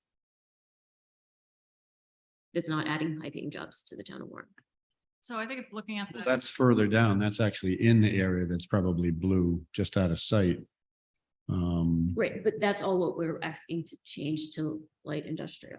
I think what had been raised is that rural business district, that zoning district has been some issues as far as what's, current uses and permitted uses. A lot of redevelopment occurring there has to go through a special use permit process, so it just wasn't reflecting whatever is allowed within the rural business district for uses wasn't reflecting what is being permitted and constructed there. So this needs to be, that zoning district needs to be evaluated again as Yeah, far as what uses are allowed or should be allowed there. And the zoning ordinance, I mean, you have to go to the zoning board as though it were special use for any use that's out there. And permitted uses are somewhat limited. It's basically commercial, industrial related stuff, things that you would think of that would be, at least for this area, promoting what's been there, such as, some waterfront ship related type stuff, but also trying to blend in gateway, one of the gateways to Warren. So is it too restrictive with the permitted uses that are allowed there now? Yes, It's, yeah, That, it's very, it's pretty but maybe restricted. by design with whoever had at that time, maybe Dave's, like he's saying, they didn't want that type of development, but it's already, I guess, being The permitted. feeling was certainly not to turn it into Metacom Ave where you have service industrial or service commercial. It tended to be regulated Yeah. more heavily than a Restricted. normal district, because no matter what you wanted to do, you have to go to the zoning board, and that's the way it is today. And also, Maybe the Thank you. language needs to be clarified, like what is does this current language drafted here, reflect the intent of the planning board, what you're recommending in regard to rezoning? It doesn't need to be more specific as to, yeah, what so you're- that it's to kind the, of, the point was to protect it as a gateway so that it wouldn't turn into, another Metacom, but. right, so that could be Um, reflected in here. I don't think that's the intent of the planning board. It No. was not to. But those we're things not need to looking be, For a general business district where any right, commercial development occurs. right. I think it's more restrictive than that, what you were looking to. And then it says design standards should be considered, whereas right now, I believe there are design standards in that code, There is a Um, section, which yeah, talks about, the facades of buildings and landscaping and all of that, because again, we wanted to make it presentable. And I remember magnetic seal was the sort of poster child of how they treated the front of their property. And there's been properties approved along there in those zones who haven't had that kind of stringent, consideration for their planning and their appearances, their aesthetics incorporated into their design, like the one, that metal building that just went up north of Ziggy's. Absolutely zero concern for design, materials, landscaping, nothing. And that's within that zone. So I mean, even having those standards in that zone, which do exist, still have to be applied by the zoning ordinance to make sure that they happen. So anyway, They're the permitted uses that's in the red. so yeah, I understand if you want to tweak it, make it more business friendly maybe, but just recognize that half of it's going to be underwater. That was a big problem with the proposed Cumberland Farms that they were talking about over there. And there's very few sites that are actually available for any of this type of business, so just be careful of big wholesale changes like that. Well, I mean, that's the developer's issue. I mean, if it's gonna be underwater at these few sites, then, nothing will get built. But if somebody wants to build something, it's. But sewage- it's sewage- folly for the town to recommend it and to say, oh, this is where we should focus on development, you know what I mean? I think that's legit. Anyway, that's Well, all. along that, just a the future land use map reflects protection of along the Palmer River. Because knowing that area can't be developed. Because it's too wet. Thank you. Yeah, no, I completely understand your point.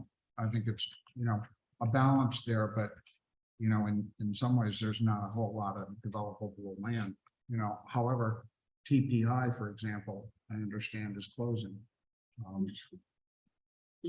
Not That- great for us. Not moving, they're just, They're Going up shutting it down. They lost a large contract. okay, really, So there's an opportunity for a new business in a existing spot. I mean, I'd like to see more redevelopment than development in that area. right, but whatever it is, having to go to the zoning board is restrictive. If you don't have to do that, it doesn't mean that we're focusing on developing that area. I don't think that's what I'm saying, at least, saying, whatever does happen with it, needs to be a little less restrictive than it is now. That was at least my memory of our discussion. Yeah, about this. I mean, I That's all. agree. And I think if you look at what our businesses are, one of our largest sectors right now in Warren is like construction. And Peter King had to jump through hoops. He was here in front of us to make tradesmen's units for businesses that are here in this town and need that in that area. And so tradesmen's units are a great use of this property. They're used, and they can look aesthetically nice, but there's such a need that can be filled here that we could create opportunities for small business owners that are here in the town already. Or the growth of existing manufacturing and industrial businesses, marine trades.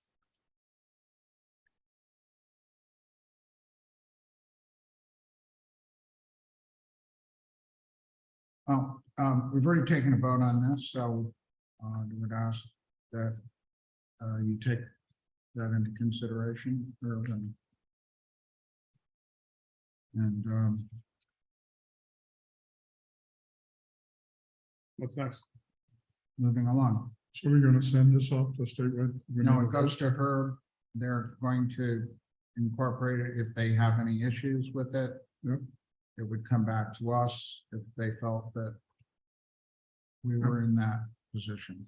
But do we need to vote We'll on it? provide the Already board with voted on it. what the final That version was- is, so they have it, like their future land use map. We can give it to you for next meeting, the Yeah. final version of, final draft of it, so you Yeah, have I it think for your I think records. it'd be and- good to finish, Yeah. right, to do a little bit of work and Yeah. just have it before you at your regular meeting coming up.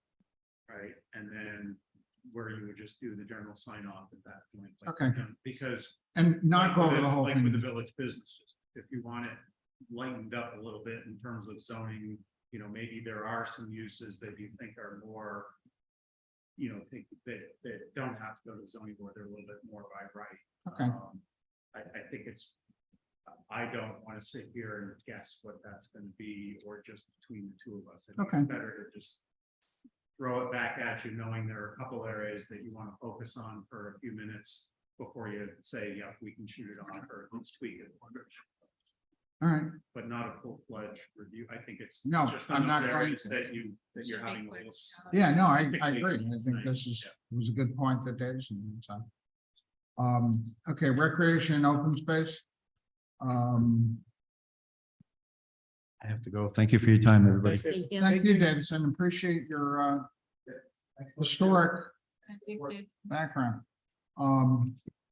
Okay, this is the element we didn't have a chance to get to last month, last meeting, but, so there's just a few changes shown in red from the version that was circulated last time. So this is the September 6th version. Yeah, so any question on the goals?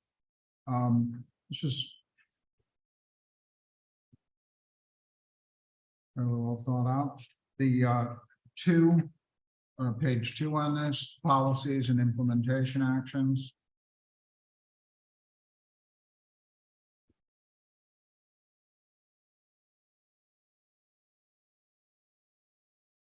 I mean, like, implementing a shoreline retreat strategy that will allow restoration of natural areas and opportunities to enjoy new waterfront recreational assets, Marsh Park. I'm assuming they're thinking like J Meals would be It's the Marsh market. Park. Yeah, that's a portion of it, but it's beyond, it's larger than that. Right, but Yeah. that concept of, It's the market. to Southern Top. there's something there's recreational opportunities even within a retreat, which is Right, kind yeah, of a cool concept. has a walk, park, boardwalk. Random, not random, but on PRO 3, which is that rec areas around Medicom. It was brought to my attention that there was some sort of group that gathered to the library and talked about splash park or cooling area around Medicom Child Street intersection. Because at that, there's a high density neighborhood where it gets hotter and Yeah, getting to the beach is not really feasible there, so. so a group had met to talk about that, you're saying? There was a, That's what I was told. what? Yes. Oh, okay, Yeah. so that's something, a concept out there, yeah, that's cool. You wanna add that specifically, reference it in that action item? You could. Come again, what was that? Probably not on that exact corner, wouldn't it be safe, but Wants somewhere to in build that a area. water slide park That's on what, Child Street, like Six Flags. We're gonna invite them. like, in there, there was a group that had met at the library talking about. Yeah, the lack of recreational opportunity maybe in that particular section of Warren, so. In Barrington, there's a splash park, that's what it's called, right past the bridge. Oh, yeah, over where So- the police station was.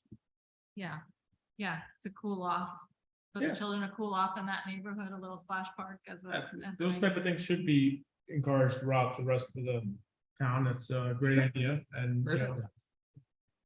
Where would that fit? It would fit under PRO 3 as a ARO something. I don't know if it needs to be specifically called out, but that's where it would fit. Yeah, no, that makes sense. Great, go for it.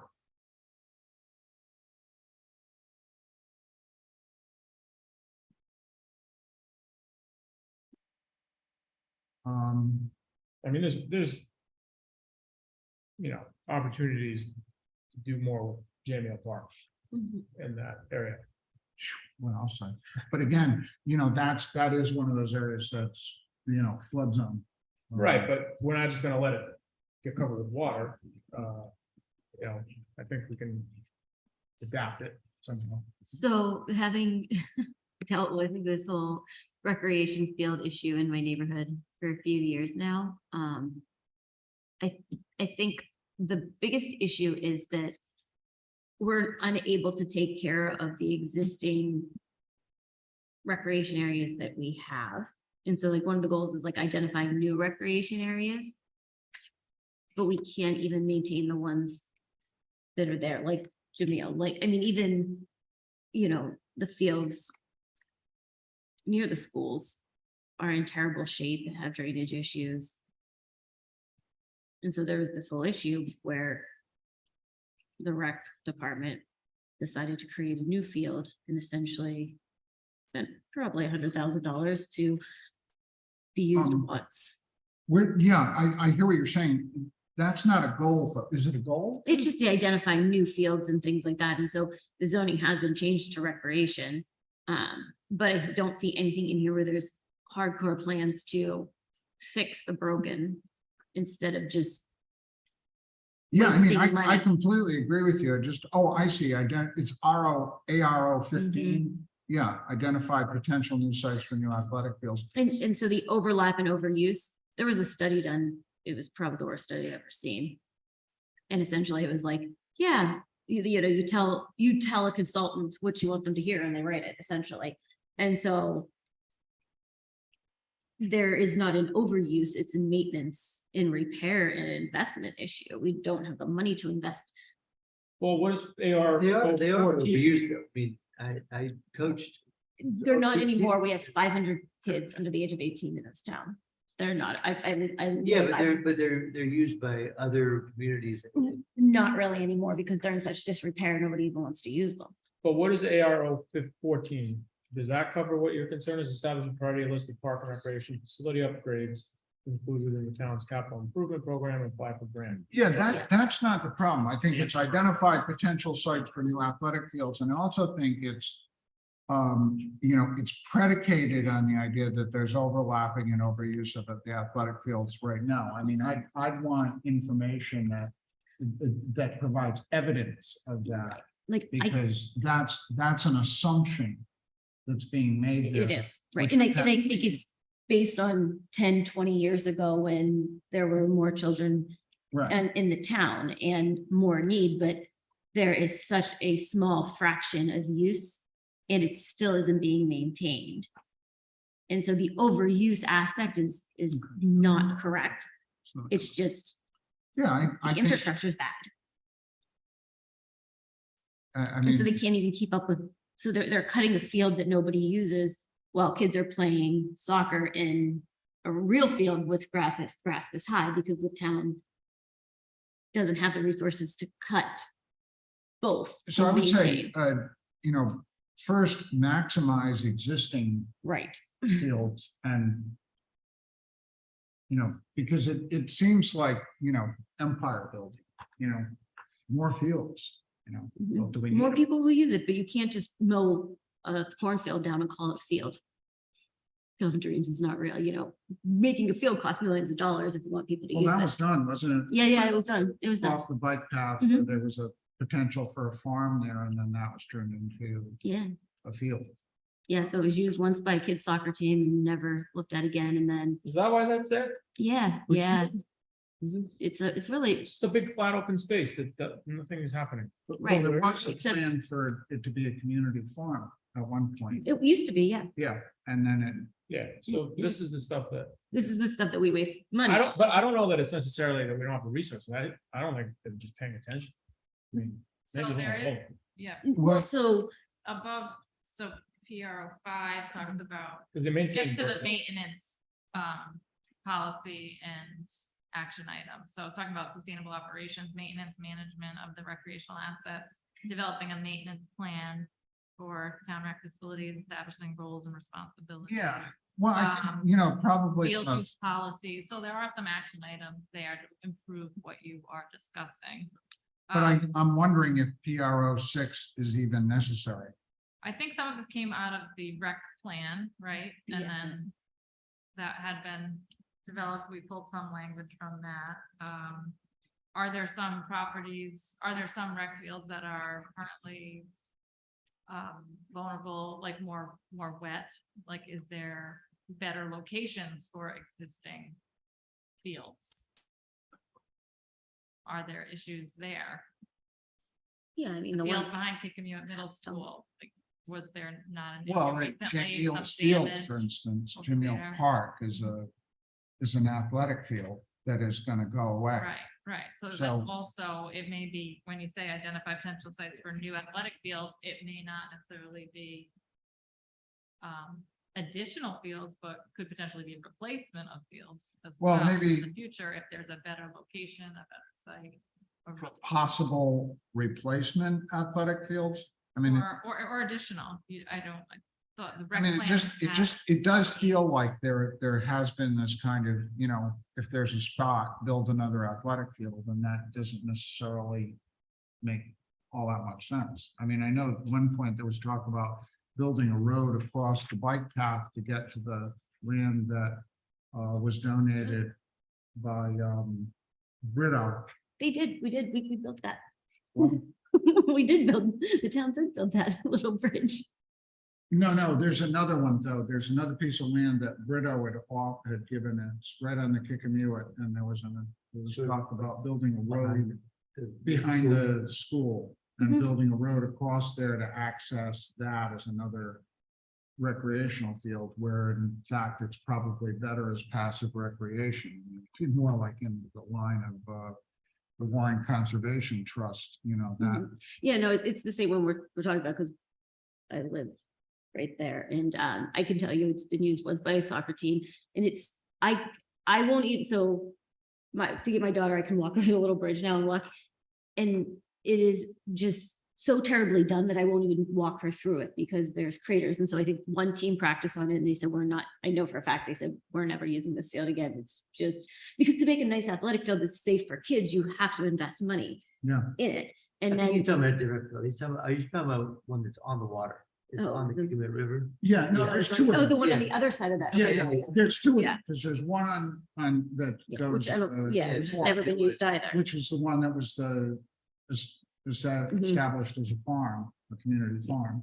And then another one, and again, I just think it's, let's maximize the use of the existing athletic fields and not necessarily, have a goal of creating more athletic fields if we're not taking care of the ones that we have. Right. I think Ash's point is well taken. Could I raise one quick issue? The town used to have an open space bond fund. And they used the last of that to purchase the property, the National Grid property by Tourister. And I don't think it's been renewed since then. Do we want to suggest that the town consider reestablishing the open space bond fund? Within the recreation, Well, it says open space. So this preserve open space through land protection and encourage thing, work with partners to acquire or purchase development rights. The town had the ability to purchase property before. And for some reason, I think it's not been used recently, other than the purchase of the National Grid property yeah, by Tourister. And that exhausted the fund.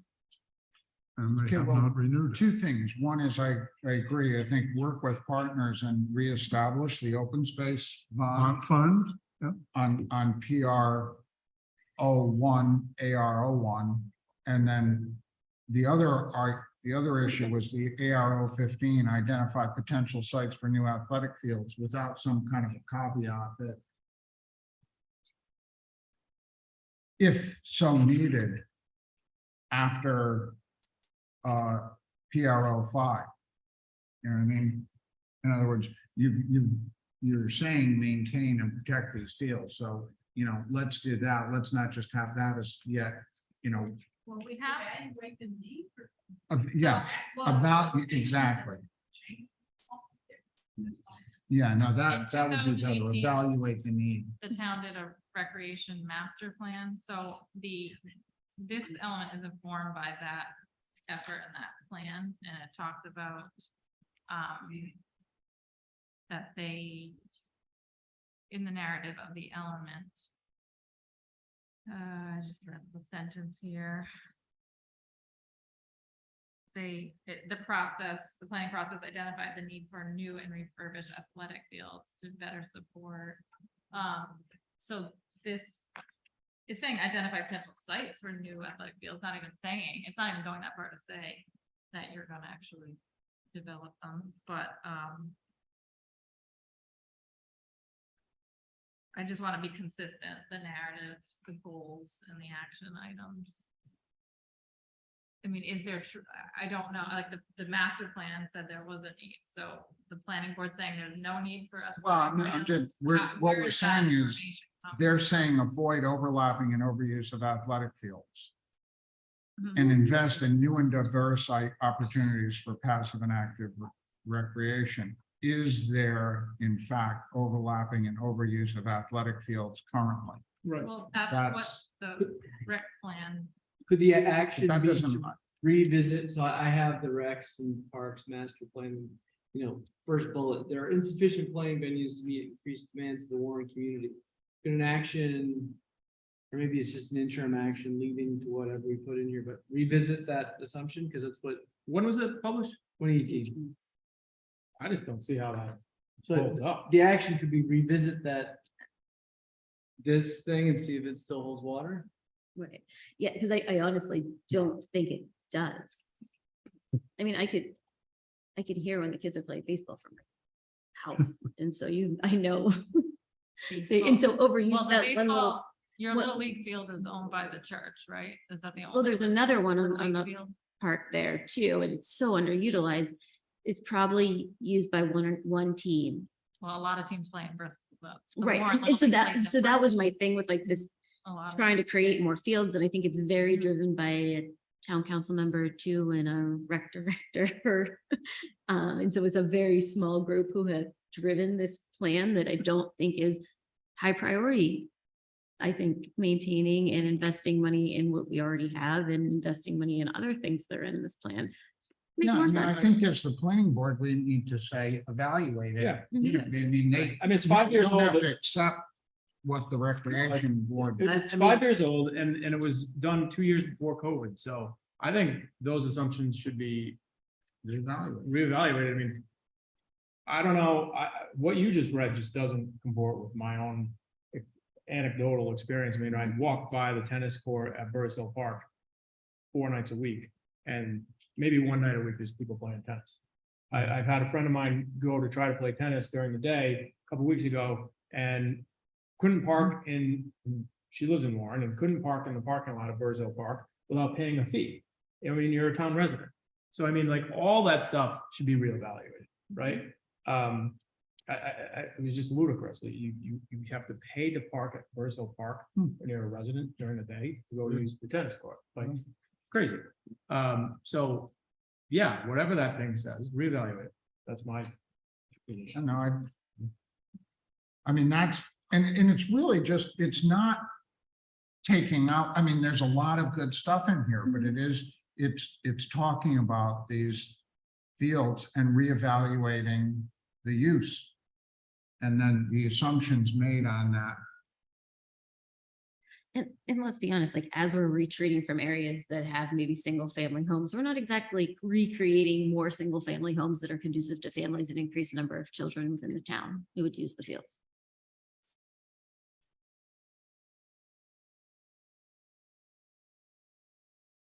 Okay, how comfortable do you feel with? Yeah, so sounds like there's a consensus that ARO 15 identify potential sites for new athletic fields needs to be changed. So, And also PRO 6, I think. More I think, splash park stuff. Again, it's not that you're not, so you don't want to invest in new, is that the concern, that part, the invest I in I new? think unless it's something different or I that think is it- show need, like a splash park or pickleball courts or something that's maybe, Athletics fields sounds like ballparks and soccer fields, organized sports things, like, we Right. need to highlight alternative recreational fields, if you will, such as a splash park or some smaller, like the playground that's next to Cavino and down on, next to Revival or whatever. Those little, I like to think of like how the old European cities are built, right? Like every 3 blocks, you've got a little piazza where that local, very little local microcosm can go and be outside and hang out, sit on benches and meet each other and do things. Yeah. And we shouldn't just be focusing on like organized athletic fields, which only a very small part of the population participates in. Right.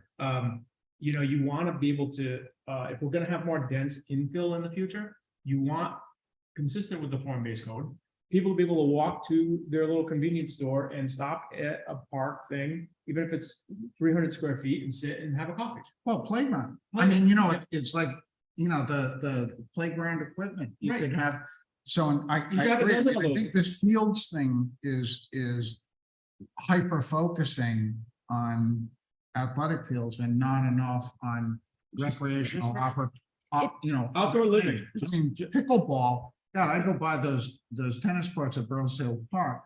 90% of the time, there's 8 people out there playing pickleball, and people waiting to get on. So there's been a change. So I think that the term athletic fields is too limiting. yeah, and I think it's the median age in Warren is 50, which is 10 years older than the median age of state in Rhode Island's an aging population as well. And so creating, like the Yeah, goal let's get your says, playgrounds, something like really big swing.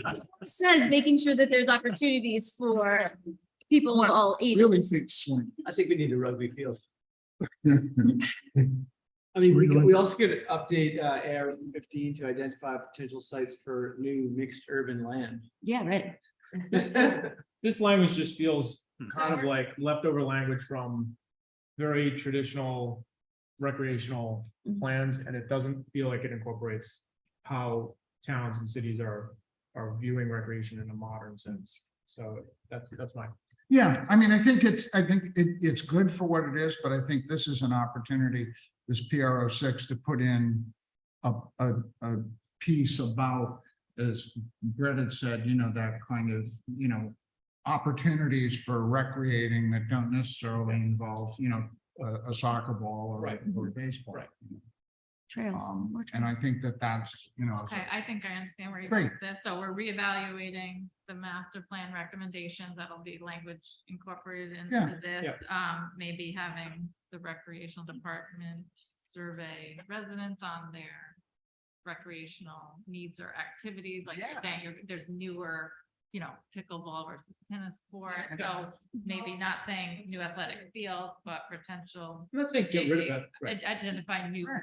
recreational programs based off of that Yeah. survey, things like that. I'm not saying get rid of athletic fields. I'm Yeah. saying we need to contemplate alternatives that will accommodate people who aren't going out to play soccer, but Right. want to be outside and see their neighbors and whatnot. a place to bring your kids. I Right. mean, those things are like the one behind the Barrington Town Hall, that thing's fantastic, Mhm. Those things are really great for, Like revitalization opportunities. yeah. So Fred, do you want to include reinstate and fund the open space bond? Yeah, that And I was, have that. yeah, as we're gonna well. get that. We got that. Good, Like, I have okay. that. We don't mention the beach or Burrs Hill Park at all, tennis and the other things. I mean, there's so much focus on the fields. But there are a lot of other recreational opportunities in town. The beach and tennis courts. Okay, within the narrative, all the trails are mentioned. The water-based recreational opportunities, so Warrentown Beach, just really a few sentences, just kind of included within a. Yeah. So Well, it's interesting. ARO 18, expand the public river walk created as part of the tourist redevelopment south of the town beach, north of the town line. We did talk about that. Floats and flotillas, floats and facilities, bathroom showers. So that's, the beach stuff. But that whole, that new building they're putting in there for that's part of recreation, I'm assuming. What- What new building? Down by the beach. The bathrooms and Bathrooms. offices for the Parks and Recreation Oh, what is Department. the status of that? Yeah, it's moving forward, I thought, right? Most of the foundations are in. Yeah. It's been broken into, from one building into basically 3 at this point. We're awaiting some permitting stuff, and then the architect will refinish, because it was originally singular building and now it's broken up, so we gotta redo the architectural renderings of it And build it on stilts, right? and on stilts, correct. So what are the uses of facilities within those structures? Shipping There's like. Right. food vends- It's right, there's gonna be basically rec offices, Laser beams. additional bathrooms, storage, and then a concessions type of outlet. Or whatever. We're gonna send this one. And it's for mostly town beach goers. It's all of the Burrs Hill Park area, so you're dealing with bandstand, tennis courts, open fields, Right. the beach. The parking lot that you pay to go to the beach. Yes. Right. Okay, I'll have that in as well. Any other issues at the beach that should be addressed in here? Any other? Well, it does mention Warrentown Beach and, in the narrative later on page 7. Yeah. That probably needs to be, expanded because of the, of that new facility. Yes, I'll add language Yeah. into Right, that. that part. The CRMC rights the way to the shore, those are the currently designated rights of way, so there's. I Yeah, mean, there were some, I'm not sure where these, some of them had some description. And I don't remember where I pulled that from. Others did not. well, this is, I think, CRMC has a GIS designated web page on all of their sites, and they include some pictures and stuff in the public access for the shoreline. And then in addition, URI did they have a sort of like pinpoint map of all public access points. They're like end of roadway points. but, Yeah, so we have all them identified, they're mapped. but I as think far as what's, like in- a new condition, whether or not you want that in there. well, I think what's important here is that it's noted, what, in some things that I've seen, it indicates, there's no parking available. I mean, some of these, like, for instance, on Shore Drive, there's 1, 2, 3, 4. There's 4 Shore Drive things that are within a very short distance of each other.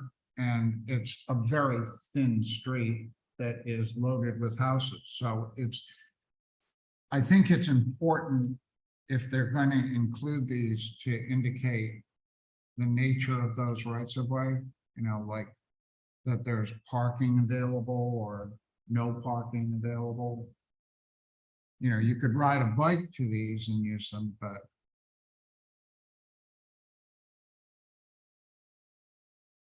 we have an issue with and the Harbor Commission is supposed to be taking care of these and has not, or there's an argument as to whether it's the Department of Public Works that's supposed to take care of these. Or the Harbor Commission. Yeah. Sometimes there's like an adopt a spot program for right of ways where you have like fishing.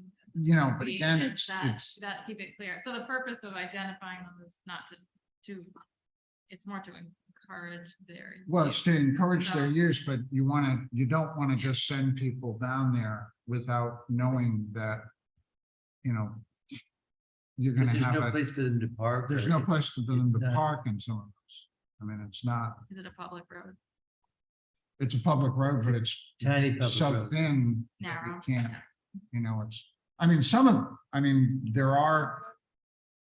there are a number of these. See, this one, like Maple Street and Beach Terrace, includes a paved road extension, boat ramp, and cobble beach,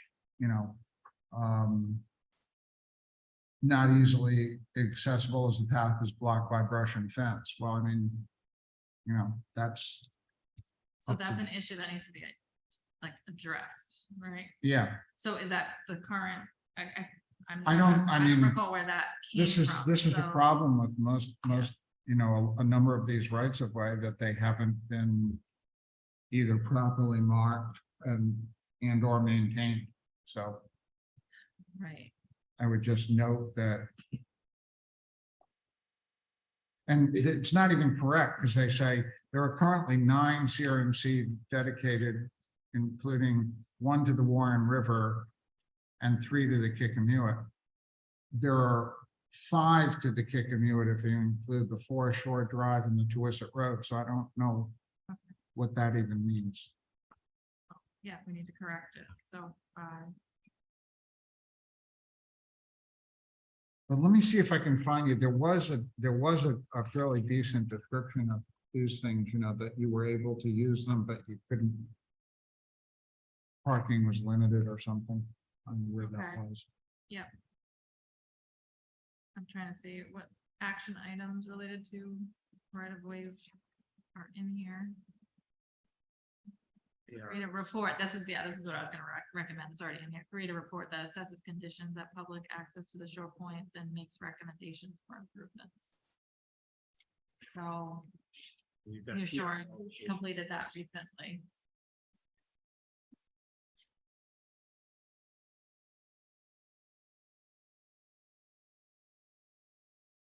And it's missing, no. They don't have the Maple Road one, No, I noticed that. which is a CRMC, I believe, at this point. So you believe there's one that's missing? That, yeah, that, it's Maple Road and Maple it's, it goes to the Cole River. Okay, If you look at the map, the map legend for outdoor recreation, there's an orange blotch, the Audubon Society area, and there's Maple Road. Okay. And then at the end of Maple Road, there's, That little green. that's a dot, right of way.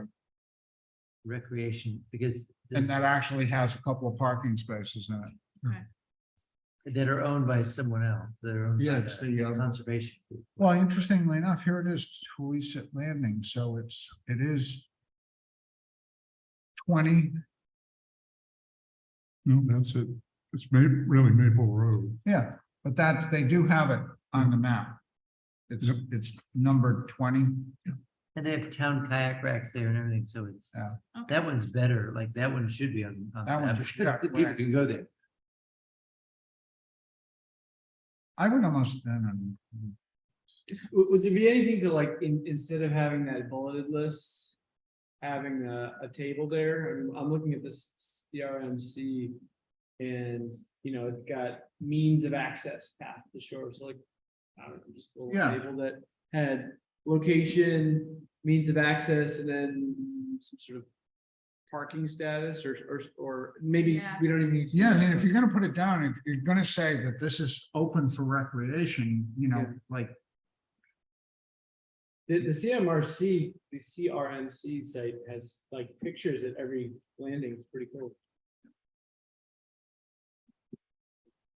but again, Your- all your they do current- is they'll put up a stone post and then they walk away.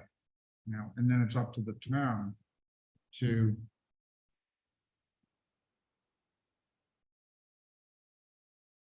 yeah, Your plan. I looked to your recommendations as to how to format that. That's what I was struggling with because some of them have a little description, some don't, how to present this, what content to present it in. So, yeah, that's helpful. Maybe yeah, if you wanna run that by a me, little I can, table that kind of I might be able to summarizes, give you some. help. describes it a little bit better. Well, the reason I mentioned that Yeah. means of access is if you, in 10 minutes, you could summarize the, you know, because they're all listed there in terms of means of access. Mhm. Everybody's gonna comment on, Just your ARO 17, it's Yeah. creating a report that Yeah. assesses conditions of public access to shore points and makes recommendations for improvement. So that's already recognized in the plan Right. as a strategy to get at what a lot of you were talking about. Great. Yeah, so you know, either. Maybe a caveat there that says this is under consideration, that these are the. You know, rights of way to the shore are located on the thing, but. There are concerns about, you know, parking or access that need to be, that the town needs to do something about. If given that, do we wanna, you feel comfortable taking this on? Yeah. Okay, It's easy. so could I have a motion to move this forward to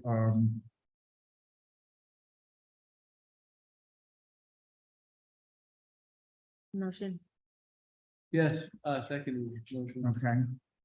All in favor? Aye. Okay. On the last page of that, Yeah, well, I have page 26, I don't know, but it's right before economic development. yeah, This is minor, but you can eliminate Windmill Hill Golf Course. That doesn't exist. oh, yeah, good point. The same thing. who's that? It's now a solar farm. So- Windmill Hill Golf Course, the last thing, recreation, private, that's not there anymore. Oh, where is it?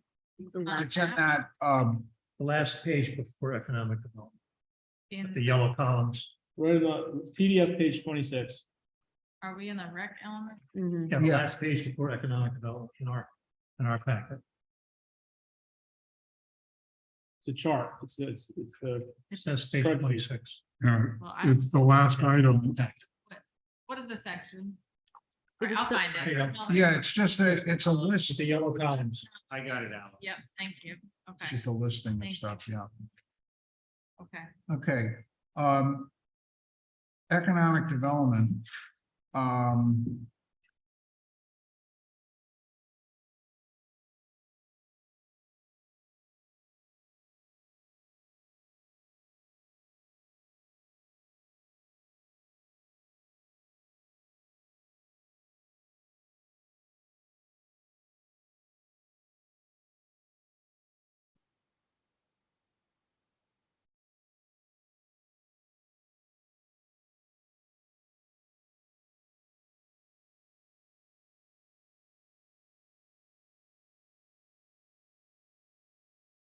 You've asked for a list of the largest employers.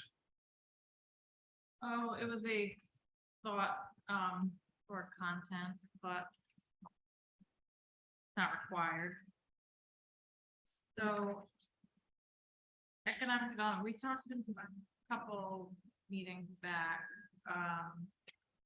So this still needs a little more work, but actually I provided a lot of content, policies and action items, some tweaks to the goals. So I started incorporating a lot of the language that she had provided. Yeah, let's go to natural resources, because So I have one comment here. It's a question for Herb.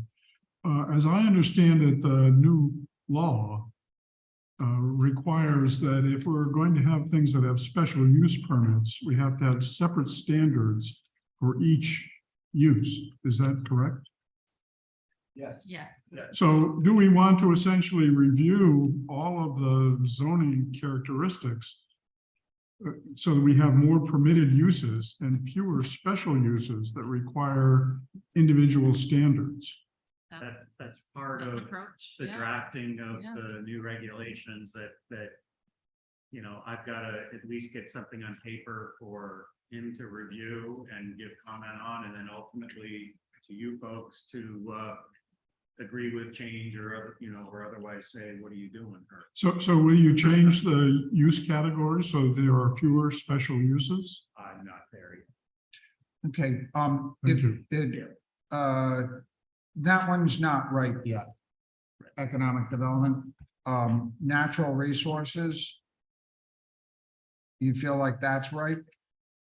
This, my comment was it needed more content. This had been sent to the state and they wanted additional. They felt like it was lacking in town-wide analysis of natural resources. Like this was originally, this was, you know, over a year ago, when we were trying to really focus market Medicom plan and, keep it, you know, brief, you know, that was a strong focus, so. That still, I started to broaden it, but not, I think it needs a little more content. But I want you to comment on what is currently there and if you have recommendations for additional issues, areas of concern, descriptions of natural resources. But you can certainly comment on what's here, the changes that were made.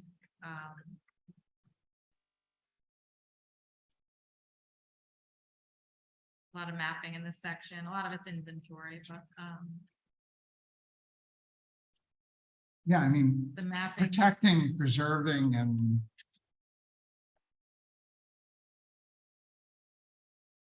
would be, to me, the actions in natural resources. You know, protecting, preserving.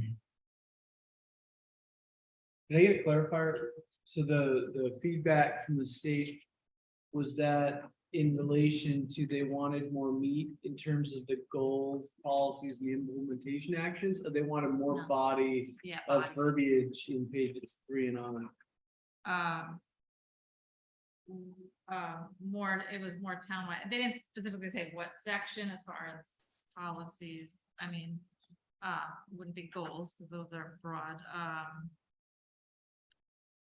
policies, I think look good there. It was more, I think, in the narrative.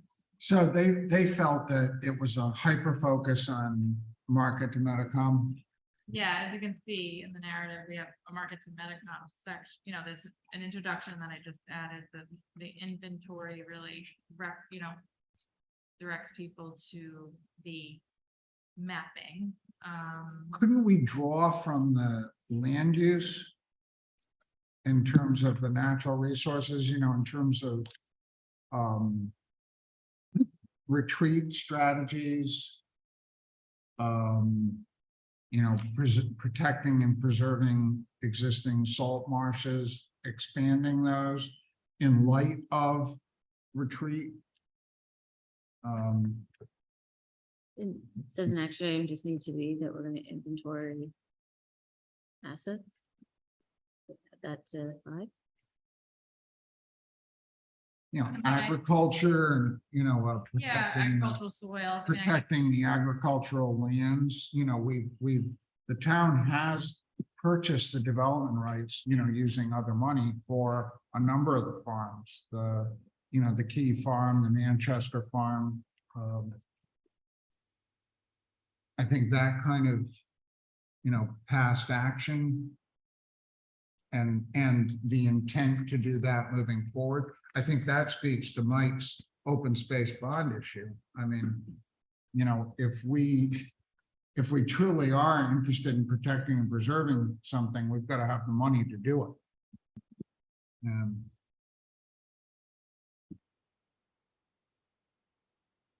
I mean, these are just broad strokes because we're closing in on 9 o'clock. Hey, we got the page, I don't know, something out of 49, 35 or so. Yeah, I think it's just, I'll add additional background. Just Yeah, I'm description of thinking. the natural resources, like for each of the mapping, you know, just. Yeah, 'cause I mean, the we- existing we've- Natural resources townwide, so. Yeah, and But I'd like to, you know, I mean, market to Medicom, the concept was to preserve the natural resources by focusing development in an area that was, by focusing on an area for redevelopment. Right. I mean, that Yeah, I was- mean, I don't understand what the big problem is with. Well, I think that what they want to know though is specifically what are you protecting? In other words, yeah, okay, you're building it, but you know, what's going on, you know, talk a little bit more about the Kickamuit River, talk a little bit more about the waterfront. I think they're a little concerned that the plan is, you know, the spine of the plan is market. See, I just don't think it is. I mean, Right. Well, it's moving away, but I mean, when they first got this, that's what, so that's kind of, I'm sure, stuck in their heads I somewhat. think their concern is that there's a failure or a lack of implementation of the market Medicom. Where's the town gonna be? Right. So I think they're just trying to get some focus on some of the things. It's sort of like an eventuality situation. Right.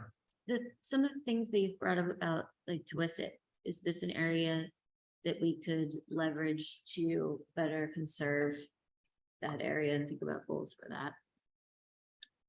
Yeah, and well, I mean, again, I think if we take from some of the stuff that we've already talked about, you know, protecting these areas, like the capacity of water, the wells in that Shore Drive area, which is where all of those right of ways are, by the way. But that's what I think they're looking for. What are you protecting? You know, the market to Medicom assumed that they knew. And it just needs a little bit more narrative, I think, to beef it up. Would you agree, Allison? yeah, I think that's, just some more narrative. I mean, I may be able to help you with that too, you know, in Yeah. terms of, I mean, you see like the older comprehensive plans might have like, you see 30 pages on natural resources, going to extreme detail about the bedrock, you know, the geology. And I just have not incorporated that. That wasn't kind of where we were Yeah. going with this, but it's, And we can keep in mind, certainly it's not add like just a paragraph. one person doing the review. It goes to one division, but then they spread it out among the different state agencies. So So for this particular section, you may have an individual, say at RIDEM, that's responsible for doing the review of the natural resources, and that person is a little bit, maybe, different perspective than say. Well, someone I can tell you, like, habitat in, for example, in the Kickamuit River is extraordinary. I mean, it's the kind of classic freshwater to saltwater mix. It's a nursery, it's a habitat, it's a breeding ground. I mean, it's extraordinary. There's a seasonality to it. I mean, it really is a unique and extraordinary place that needs to be protected. And so from a So- natural resources, we haven't really gotten into the fact that we have these places. And Yeah. I would posit that the reservoir is very similar. And all of the land that has previously been protected as a watershed is an hugely important natural resource. Because that, once that reservoir is no longer being used, all of that land is potentially up for grabs. And I've heard that the Bristol County Water Authority wants to work with the town in protecting that land. I also know there are people in town who are salivating with the idea that they would be able to make big bucks on land that abuts the reservoir.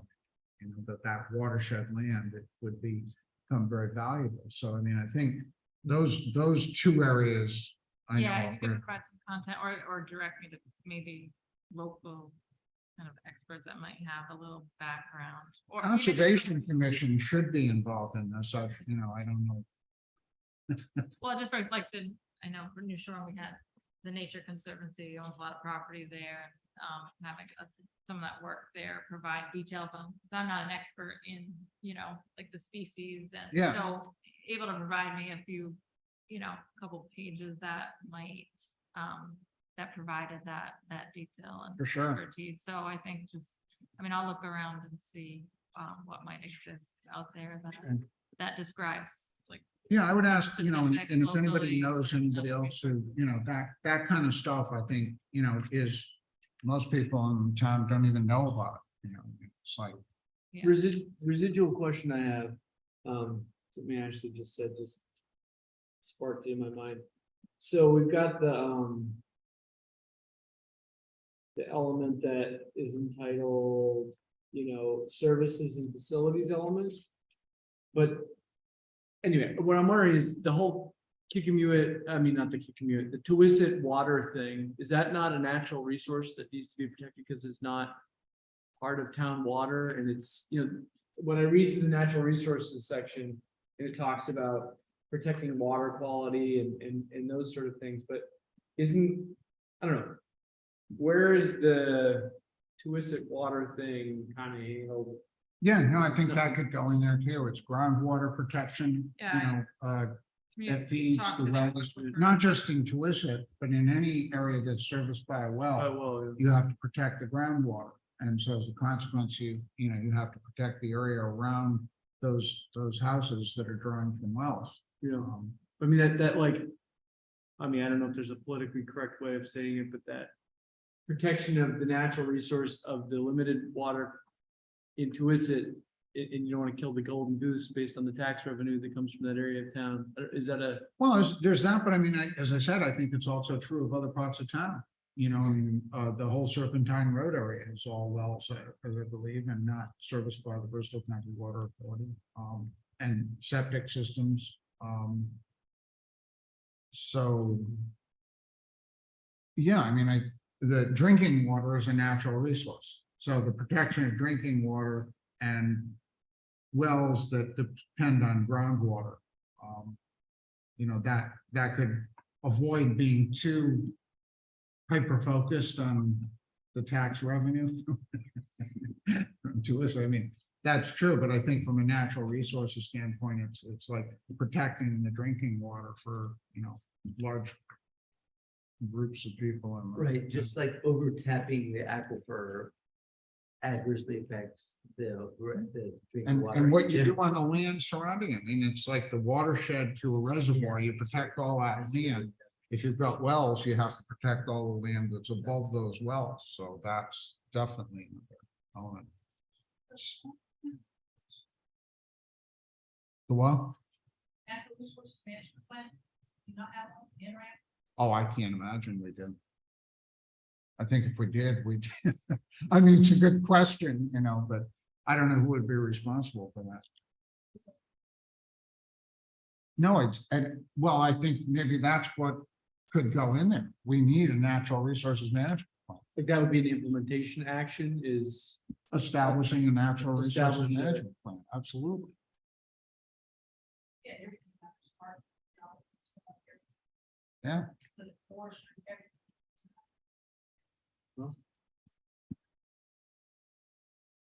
Okay, How about the tree commission? Should that be mentioned? yeah, I don't know. I mean, they could be, you know, they could come forward with some stuff, you would think, about trees that need protection. I don't know what they do, frankly. Well, you should at least have an inventory of trees that are on town-owned property. Yeah, Reasonably, you know, you don't have to go out on all Right. the conservation lands and deal with it, but anybody that's, if we've got any, as for instance, any ash along any of the roadways, that's serious consideration of whether to chop them down now or wait until the Emerald Ash Board takes it out. and then bring it down. You know, that sort of thing, but at least that group should have an inventory that they have, an updated inventory, and then what is their plan for protecting, say, street trees or other things that are in parks and all that. I mean, I think we need to have that from the historic groups too, you know, an inventory of in the same way for that element. Oh, for their. You know, yeah, I mean, it's like, that's why these groups exist. That was the whole problem we had earlier on, because nobody had done an inventory. You know, it's like this blinded focus on one thing after another. The same thing seems to be true, but I think that kind of an inventory would be helpful. Okay, well, it's 9:05. I think we've done good work here, but it's so far past my bedtime, I think. Yeah. So Yeah, Motion to adjourn. thank you. Second. Second. All in favor? Aye. Aye.